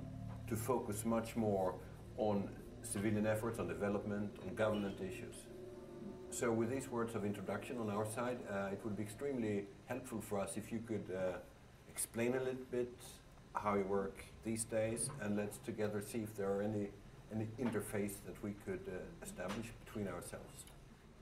Yes, he's saying, as you are seeing our team here, we are divided in fact into 2 components, like the training section, which is making the capacity of governmental and non-governmental organization. We are working in order to build the capacity of human and women rights, and also the other component is Safe House, and we, through Safe House, we are providing shelter to the victims of family violence, and besides sheltering them, we are also working with the cases to be solved and Legal cases? Yeah, the legal cases. To be solved in court? Yeah, to be solved in court, in order to give a fast and transparent response to the cases of family violence. Ja, det är ett väldigt illa fungerande samhälle. Det är korruption, det är ingen hemlighet. En svag central regering. Så att jag tror att det krävs att vi är väldigt handfast på fältet faktiskt kommer ut med våra projekt. Till exempel murar för flickskolor. Om du inte sätter upp en mur kring en flickskola får flickorna inte gå i skolan. Kanske ska vi göra ett massivt projekt som handlar om 50 murar i varje provins. En annan sak som jag tror är väldigt central, det är mödravårdskliniker. Alltså dödligheten vid födslar här är oerhört stor. How do you relate to the authorities here? I mean, is this work appreciated, for instance, by Governor Atta and his? Yeah. It is. Yes, it was appreciated by the governor. So we can make reference. We'll see Governor Atta, I think, on Tuesday. So we'll make reference to your good work. Yeah. Jag tycker vi är långsiktiga. Det tycker jag är styrkan i vårt engagemang här, både militärt och civilt. Så vad det handlar om är att successivt lämna tillbaka landet till de som äger det, afghanerna, successivt bygga upp en allt starkare civil närvaro.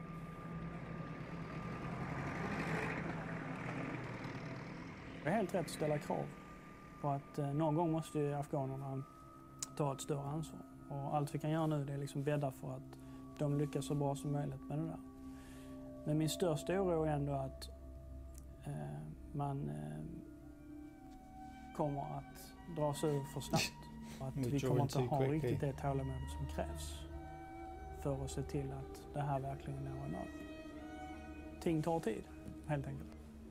It's also the fact that they really want that much help. They want help, but how much help do they really want? Med vetskapen om vad vi gör och vad vårt arbete är.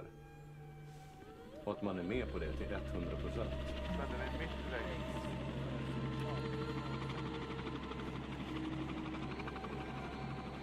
Man uppskattar det lilla man har mycket mer. Man vet ju aldrig om man kommer hem, helt enkelt. Are you going to school? شما مکتب میرین؟ Läser ni engelska i skolan? انگلیسی میخوانین در مکتب؟ One. شما هم میرین مکتب دختران؟ Går ni tillsammans i skolan? Ja. Det är bra. بسیار خوب است.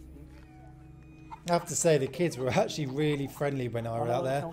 Constantly asked for pens and chocolate, but they were really friendly. Men det är alltså först nu på senare år som jag tycker att militären har vridit om och börjar göra mer rätt saker. Alltså det handlar om mentorering av afghanska säkerhetsstyrkor till exempel.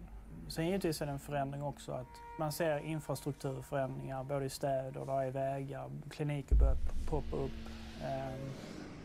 Dels att tjejer fick gå i skolan, nu är det, jag vet inte om det handlar om 6-7 miljoner.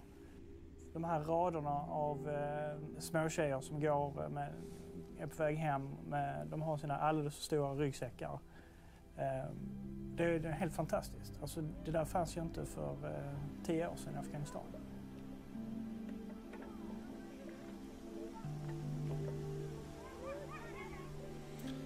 And it's all good saying, oh, the military need to do the things the right way, but when you're constantly getting attacked and contacted all the time, that's your main focus, is securing the area and dealing with that. Yeah, you want to build infrastructure. Yeah, you want to help the locals.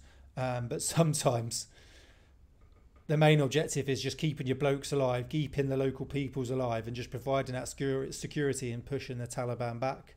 I think sometimes politicians, civilians come in and they're a bit out of touch and they don't really fully understand what it's like because they haven't actually been through it. And they just want to do all this peacekeeping and debating and meetings when really your blokes are constantly in contact. Like, look at their last patrol, you know, they were still on their last patrol, it happens. So you've got to be aware of that. And I don't think they were fully aware of that towards the midway point in the end, because they were just so focused, like, we can't be in Afghan forever, we need to build infrastructure. And that's where it went completely wrong. It was like, we're going to start withdrawing, we're going to start building infrastructure, but we haven't fully mentored the ANA, the AMP. They're not fully up and ready to go, they're not ready to support and look after themselves. But all they cared about was, right, let's get the government in, let's build this, let's build that, let them do this, when really the fighting hadn't even finished yet. You hadn't won. And that's ultimately where it failed, plus the big quick withdrawal. But let's know what your thoughts are. Are you enjoying the series? I am. Thanks for watching. I'll see you soon. Hello team, how's it going? Welcome back to the latest episode 6 of 6, War for Peace, Swedish-Afghanistan documentary. Check out the original video in the description. And as always, please like, share, subscribe, and comment comment below with what your thoughts are and what you want to see next.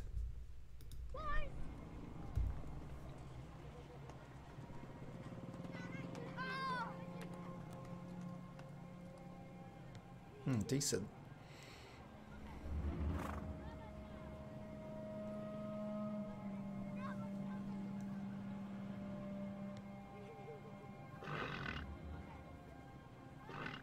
Over a dead sheep.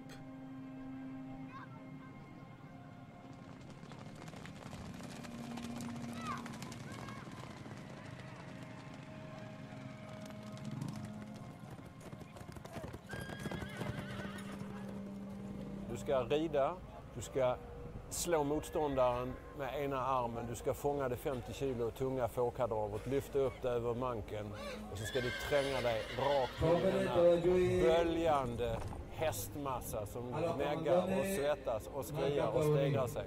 Och sen ska du få in fårkadavret i den här sågspångsringen. Det kräver sin man. Förra Buscacin så blev det lite skottlossning. Tyvärr så var det en 16-årig pojke som tog kulan. Buscacin för mig, det är Afghanistan. Det är alla mot alla. Och så plötsligt så bildar någon ett lag. Så bildas ett annat lag. Så byter man sida. Alla mot alla. Det är Afghanistan. This looks carnage.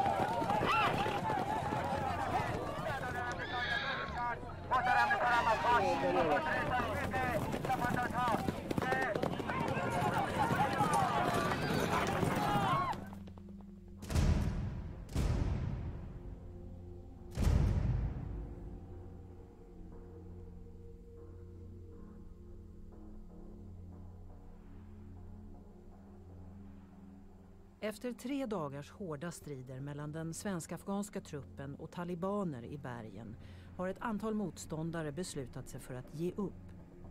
De har tidigare krigat om en mast och kommer efter överlämnandet ingå i de afghanska säkerhetsstyrkorna som lokala poliser. Ser du dem?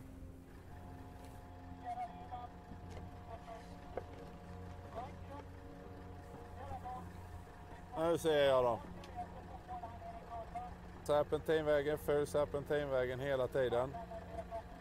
Alltså precis i klyftan springan där uppe och så ner till vägen. Där uppe är de. Det är Lim har sprider informationen och kommunicerande säger vi. Nu kom. Ett RPG, 4 stycken granater. Samtliga personer är beväpnade. Ja, från Viktor Golf 30. Samtliga bör använda sitt omdöme eftersom de bär vapen, så var beredda. Slutkom. Samtliga är beväpnade. Till plutonchefen att han har koll nu så att de verkligen avväpnas och visiteras. Och att de kontrolleras mot, efter självmordsvästar också. Slutkom. Undrar vad du säger där framme. Typ tjena polaren, hur är läget? Ja, precis. Tjena brorsan.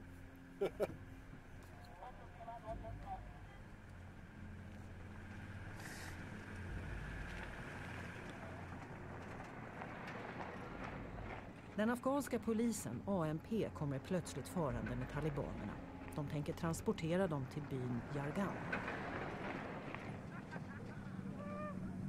Det här känns ju jävligt bra. De åker förbi och bara skrattar och vinkar. It's literally what it was like at times. Fattar jag rätt att de här ska gå med i ANP? De ger upp där och går med Afghan logo. Just gotta go and join the police now after fighting you for so many years. Det är som att ta in han Thomas Möller och säga att han kan bli polischef i Skurup eller något. That's literally what it was like. We used to have ex-Taliban as police commanders in Afghan.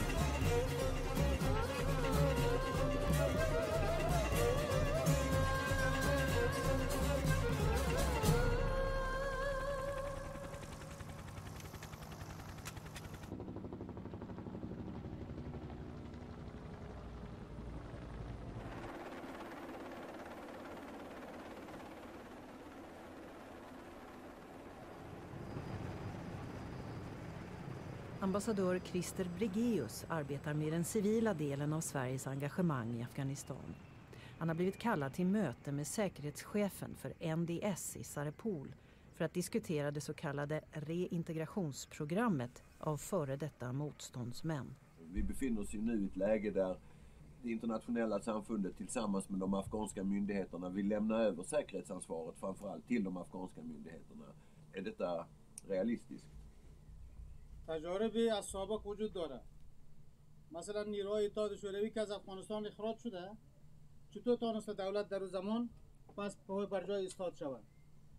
با امور ارقام تشکیلات خود را بلند برده، سلاح و وسایط مدرن در اختیار این نیرو قرار داده که اونا پس بتونه که جای حضور بگیره و برای فعلا هم به خاطر تصمیم دهی اینمی وظیفه که اونا میگن ضرور است که اول تشکیلات نظامی را در اینجا باید بلند ببرن افراد رو شامل بسازن تا اون زمانی که اینا تاریخ خیره که تعیین کردن اینا را تعلیم و تربیه بکنن، اینا را تجهیز بکنن تا بتونن اینا وظایفی را که اینا مشترکاً انجام میدادن مستقلانه خودشان انجام داده بتونن. در اون زمان گپی نیست میشه انتقال کدام گپی نداره. Det är svårt att se att konflikten i Afghanistan, att det finns en militär lösning på den. Ser ni några förutsättningar för en dialog med talibanerna? Ser ni några förutsättningar för en intern fredsprocess? بله ممکن است ما این پروسه را حمایت میکنیم. یعنی که خود ما در بخش کشاندن از اونا به طرفداری دولت کار میکنیم. این هم شامل اینمی پروسه هست و این پروسه ما براتون اطمینان میدیم که ما امکانات از این داریم که با سایر گروه ها هم مذاکرات را انجام بدیم، اونا را بکشانیم به طرفداری دولت که شامل این پروسه صلح شوند، شامل دیالوگ شوند. این وجود داره امکانات. Ni är säkra på att de talibaner som nu har överlämnat sig, att de är så att säga äkta, att de verkligen menar det här? Det är inte bara en övervintring, bokstavligt talat. This was massive, and it was a real big issue. Like I said, they would literally just switch sides, you know, and then sometimes you'd get the police go rogue, kill their own men, and then go back to the Taliban. Is it really as simple as we surrender, we want to join the police straight away? Not really. Would that work in any other society? You've just been possibly a criminal or whatever, and then you just go, no, I surrender and now I want to join the police. It doesn't work like that, and it's never going to work. But this is how it always happens in Afghan all the time.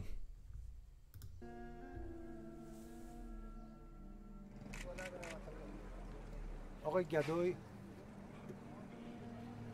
ولد رحمت الله.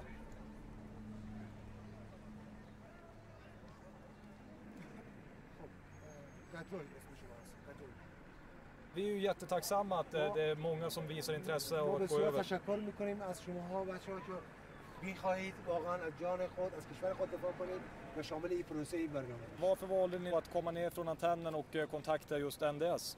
ما خواستمان همین بود که بعد با دولت خود بعد خود معرفی بکنیم. Det här vårt förslag, gemensamma förslag. Vi ville komma till vårt regering och stödja dem istället för att kriga. How much can you believe him? Det här folket blev hjärntvättat. Det här folket som ni ser här, en helheten blev hjärntvättat. Det räcker ju med att en person lyfter vapnet mot regeringen så är ju inte ett område säkert och då kommer inte hjälporganisationerna dit. یک سلاح علیه یک قول اردو یک نفر بلند بشه اونجا امنیت بهش نمیگن. یک سلاح با یک سلاح فقط فایر کنی علیه پلیس یا قول اردو به اون قریه امن و امان نمیگن. Hur kommer ert samarbete med regeringsstyrkorna att fungera nu? 100% vi kommer att samarbeta.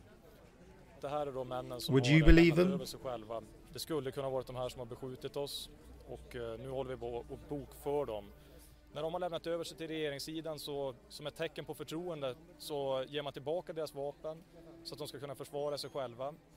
Och tanken är då att de här på sikt ska gå över till regeringssidan och arbeta för regeringen och därför så anser man att då ska de ha kvar sina vapen så att de ska kunna fungera då som lokalpolis i sina respektive byar.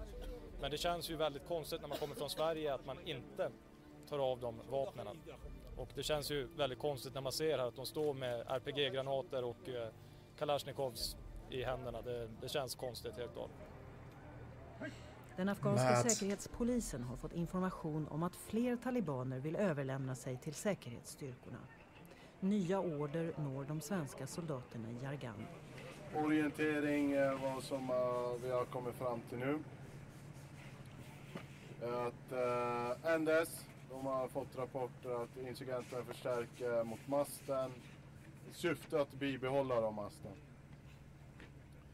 Kompanichefen har ju fått muntlig order att ta masten. Vilken nivå det här kommer från, det är oklart. Alltså, de som är inne och pillar i det här nu pratar ju med högre nivå. Det är helt felaktigt egentligen, va? För nu är de ju inne och pillar i detaljbeslut. Men de har ju fortfarande de höga cheferna på sig och Han liksom vi tillhör en militär organisation och lyder ju order. Så det är enkelt, säger kanderchefen att vi ska ta den jävla masten igen. Ja, då ska vi göra det. Det är bara att slå ihop klackarna egentligen. Men de måste förklara för oss vad är det som är syftet med att åka upp dit. Det måste finnas ett syfte, annars är det idiotiskt. Och det enda någorlunda intelligenta syftet som har nämnts nu, det är just det här att det ska komma talibaner som vill ge upp. A great point there. You are part of a military organisation and you are told what to do, but you need a purpose of why you're fighting. You can't just send your troops in willy-nilly to just go and fight for you, because they won't always do it if they don't have a reason or a purpose. So make sure you give them a good reason, and especially when you're doing something constantly and it feels like you're not making any progress. How many times have they been up and down this mast now and it constantly gets retaken by the Taliban? So your morale does start to drop. You start getting a bit moany. You're like, why am I even doing this? What's the point? So give them a good reason of why. Vi kommer att försvara vårt by när vårt by blir säkert. När någonstans regeringsstyrkorna säger till oss att ni ska komma med oss och kriga mot terrorister, mot talibanerna där, då kommer vi agera. Då kommer vi åka dit och kriga mot Shurikian. Så att om polisen säger nu att de vill att ni ska följa med och anfalla upp till antennen, gör ni det? Jag kommer att gå för er. Han säger det. Vi kommer att upprätta en postering uppe på samma plats som vi har varit tidigare. Och då kan det ju bli ett antal olika händelseförlopp. Ett är att de kommer att överlämna sig. I så fall så kommer de att ta oss tillbaka till den här platsen. Eller så är det som det har varit tidigare. De vill bara få upp oss och de kan skjuta på oss. Ja, nu har vi ju då sagt att alla har en chans att lämna över sig nu. Och de som inte lämnar över sig själva, de kommer att betraktas som fiender när vi anfaller upp mot masten igen här. Så att de som är kvar där, de ser vi som fiender. No matter what though, as a soldier you go in with the same mentality. Whether you've been told they're going to surrender or not, they could be hostile at first. You go in with that mind that they are hostile. So you make sure you're aware, you still secure the area, and then you see if you can talk to them and bring them down and then go from there. Don't go in the mindset of they're just surrendering so it's easy. Mr. Brigéus och överste Mikael Nilsson får träffa en annan grupp motståndsmän i Sarepol som sedan ett par veckor tillbaka överlämnat sig till myndigheterna. Vi har sett något väldigt säreget de senaste veckorna. Vi har sett en slags flykt ifrån upprorsmän, då insurgenter som vi säger, har valt att lägga ner vapnen i våra provinser. De blir omfamnade av guvernören, nu är de kyssta på kinden, nu är de bröder, de får behålla sina vapen och så försvinner de upp i bergen igen och svänger vapnen 180 grader och skjuter mot sina forna kollegor. Och vad detta är för ett fenomen har jag svårt att sätta fingret på, men det är något som händer här. براتونید بنام میتیم که هر یکیش اگر خوردن باشه به زور از خدا هر کدامش تا طالبان میزنن اینا میتونه چت نکنید که خوردش به زور از خدا اینا هر کدامش یک گرگ است. Långsiktigt måste lösningen vara att finna en slags inre afghansk balans och en långsiktig yttre balans som handlar om att Pakistan, den viktigaste utländska aktören här, kan acceptera en sån lösning. Skulle vi dra oss tillbaka nu här tvärt så skulle landet falla samman. The country collapsed anyway. Inbördeskrig, talibanerna kommer tillbaka i stora delar av landet. How old are you? 17. 17. Don't How look come that it. you joined the Taliban movement in the first place? Yeah, he thought that that's the best way. Yeah, I was cheating. Yeah. But I think you're very brave who took this decision to follow your commander and to come to this place. Det är ett nog inte helt lätt steg för flera av dem att ta detta att lägga ner vapnen, för deras familjer riskerar rätt allvarliga repressalier. Men det är en komplex materia. Bland de här kapitulanterna döljer sig infiltratörer, sådana som bara vill ha mat och tak över huvudet, sådana som vill vila under vintern för att sen komma tillbaka och börja kriga under våren. Får jag fråga, mina herrar, kommer ni från samma grupp samma ursprungliga motståndsgrupp, eller? پاسام میکنم از شما سربان محترم. شما از یک گروه هستین. بله یک گروه هستیم. Hur många är det kvar? Insurgenter där ute.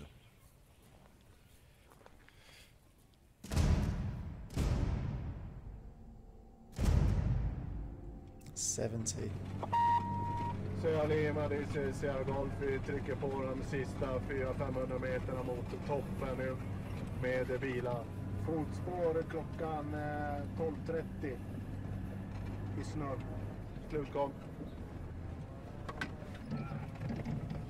Var försiktig.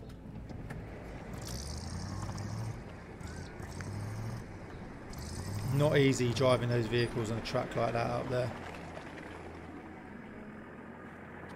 Viktor Golf, hör du mig härifrån? Kom. Vi tog masten utan strid. Kom. That's good news. He says there are a group of insurgents. They want to surrender themselves to us. Yeah. Do you have some connection with them?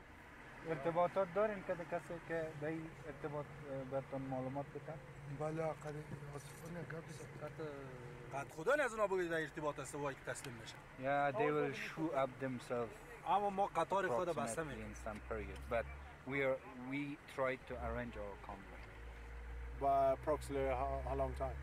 در چقدر مدت و خودتون میگه معلوم؟ همین لحظه زنگ می‌زنم. So I mean they're just all on the phone to each other, calling each other. All have each other's numbers. Where are they coming from? Which direction? They are going to come from this. I remember being on tour, we went out on patrol, and then you'd speak to the police and be like, where's the Taliban? And the commander would just pull out his phone. He's like, I'll call him now and I'll find out. It's literally what it was like.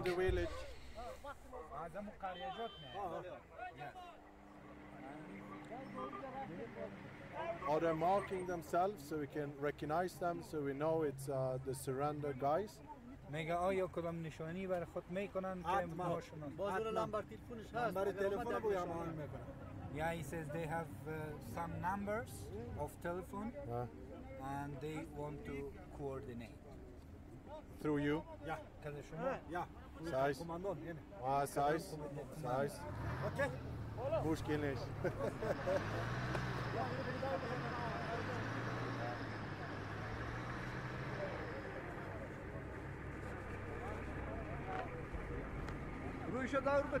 Det är mycket märkligt system de har, alltså att man ena dagen kan vara taliban och nästa dag kan man komma tillbaks och till och med gå in i de afghanska säkerhetsstyrkorna.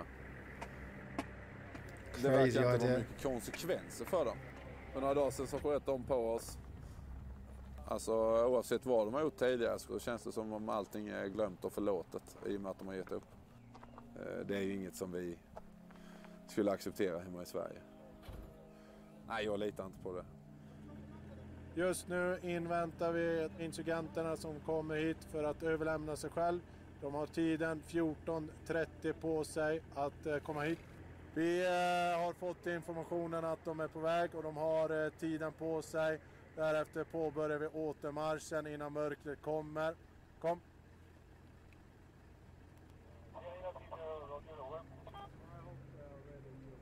Den samlade styrkan inväntar talibanerna.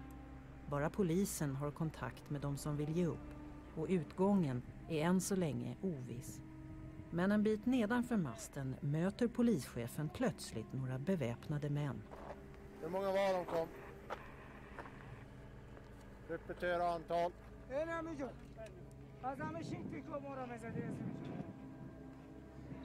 Obviously you're going to get quite alert right now. You know, armed men are approaching.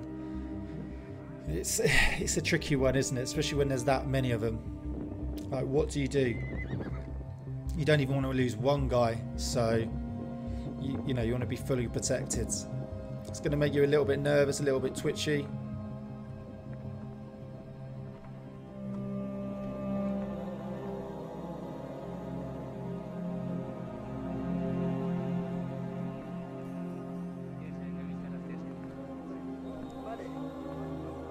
There you go, simple as that. Look, walk up, handshake, hug.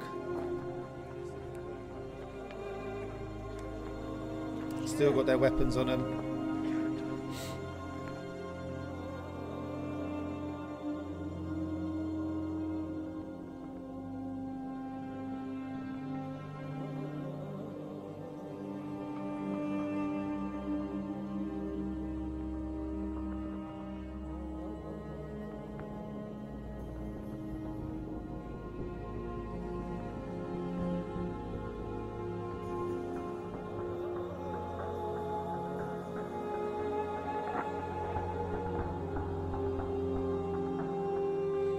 These guys ain't messing around.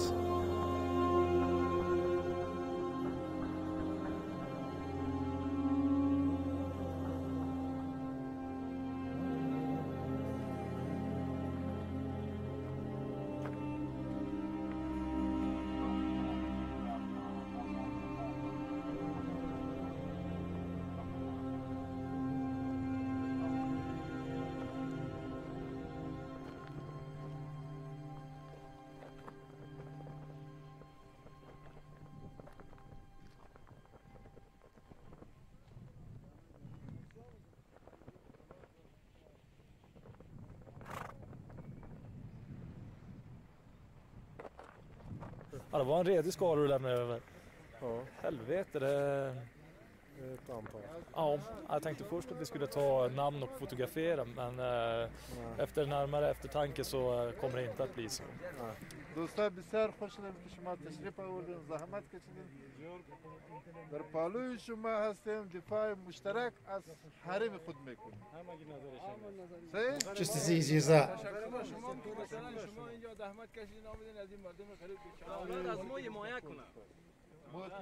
مطلق همراه شما هستیم. حال چیکار میکنین؟ حال برادرها جوانای برجسته تان تکلای تان چیزش در پلیس ملی کسایی که میخواه همینجا در پیش خانه باشه در پلیس محلی اینا رو تنظیم میکنیم معاش برش میتیم پول برش میتیم فنگ مهمات سلاح از حریم خود صادقانه دفاع میکنیم از منطقه خود دفاع میکنیم و کسایی که ما حال میرم بخیر بسر پول کسایی که همینجا از حریم خود بازم دفاع کنیم تا که قوای Look how many of them there are. Den svenska enheten får ett telefonsamtal från en annan afghansk polisstyrka i området någon mil norr om berget som har fått problem. De vädjar till polischefen och till svenska förbandet om hjälp eftersom de blir beskjutna. Nu kommer från byn och skjuter mot oss. Vi måste ha flygvapen för att understöd. Vilken by är de i? Ja, الان شما در اولغانی قشلاق هستید خودتان. اولغانی قشلاق. بله. گوشی میدم واسه جناب. گوشی میدم واسه جناب. Det de anmälde in nu var att det var mycket strider, de behövde hjälp med flygunderstöd. Och de bedömde att det var ungefär 50 stycken fiender och en polis har dött än så länge. Har ni någon som är med från den där sidan? Det finns inga ISAF på de här enheterna. Det gör inte det? Nej. Det vill säga att våran möjlighet att få dit flyg är ytterst begränsad? Ytterst begränsad. Parallellt med att vi har tagit anfall i masten här så har man genomfört ett anfall norrifrån och där har man då mött på ganska hårt motstånd och en polis har då tyvärr gått bort här i tjänsten. Därför ska man då skicka tillbaka de här nu som ska ta och försvara sina byar fast då för regeringens sida.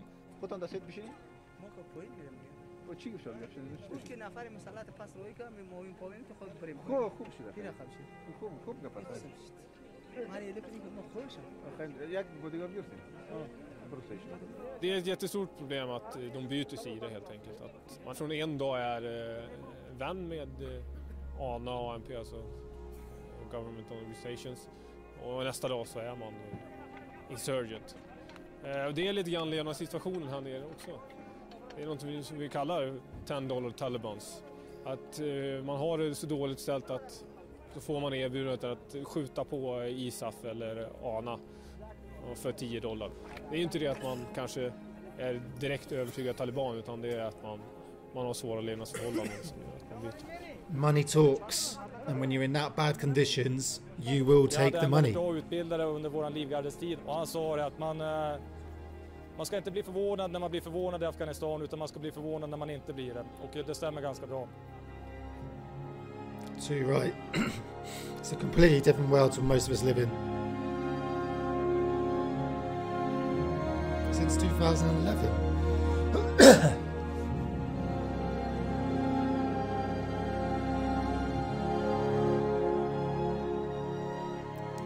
I'm not surprised there.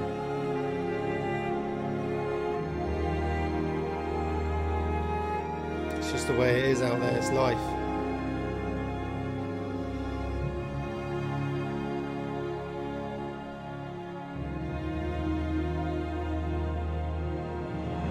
And we know what happened in the end, don't we? We know what happened. It all got taken back, and everything we all did was basically for nothing because of the stupid fast withdrawal. But thoroughly enjoyed that series. And I think that final episode actually really showed what the war was like and what we were up against. The back and forth of insurgents to ANA to AMP to the killing of its own men. They would switch sides, you'll be on patrol, and then they would just open fire on you and run back to the Taliban.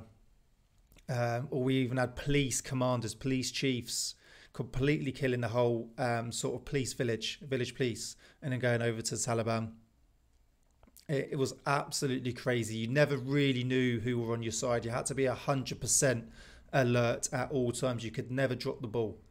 And it really was like that. And this episode really opened your eyes to that. So this wasn't just one area, this was what it was constantly like. And like they say, money speaks.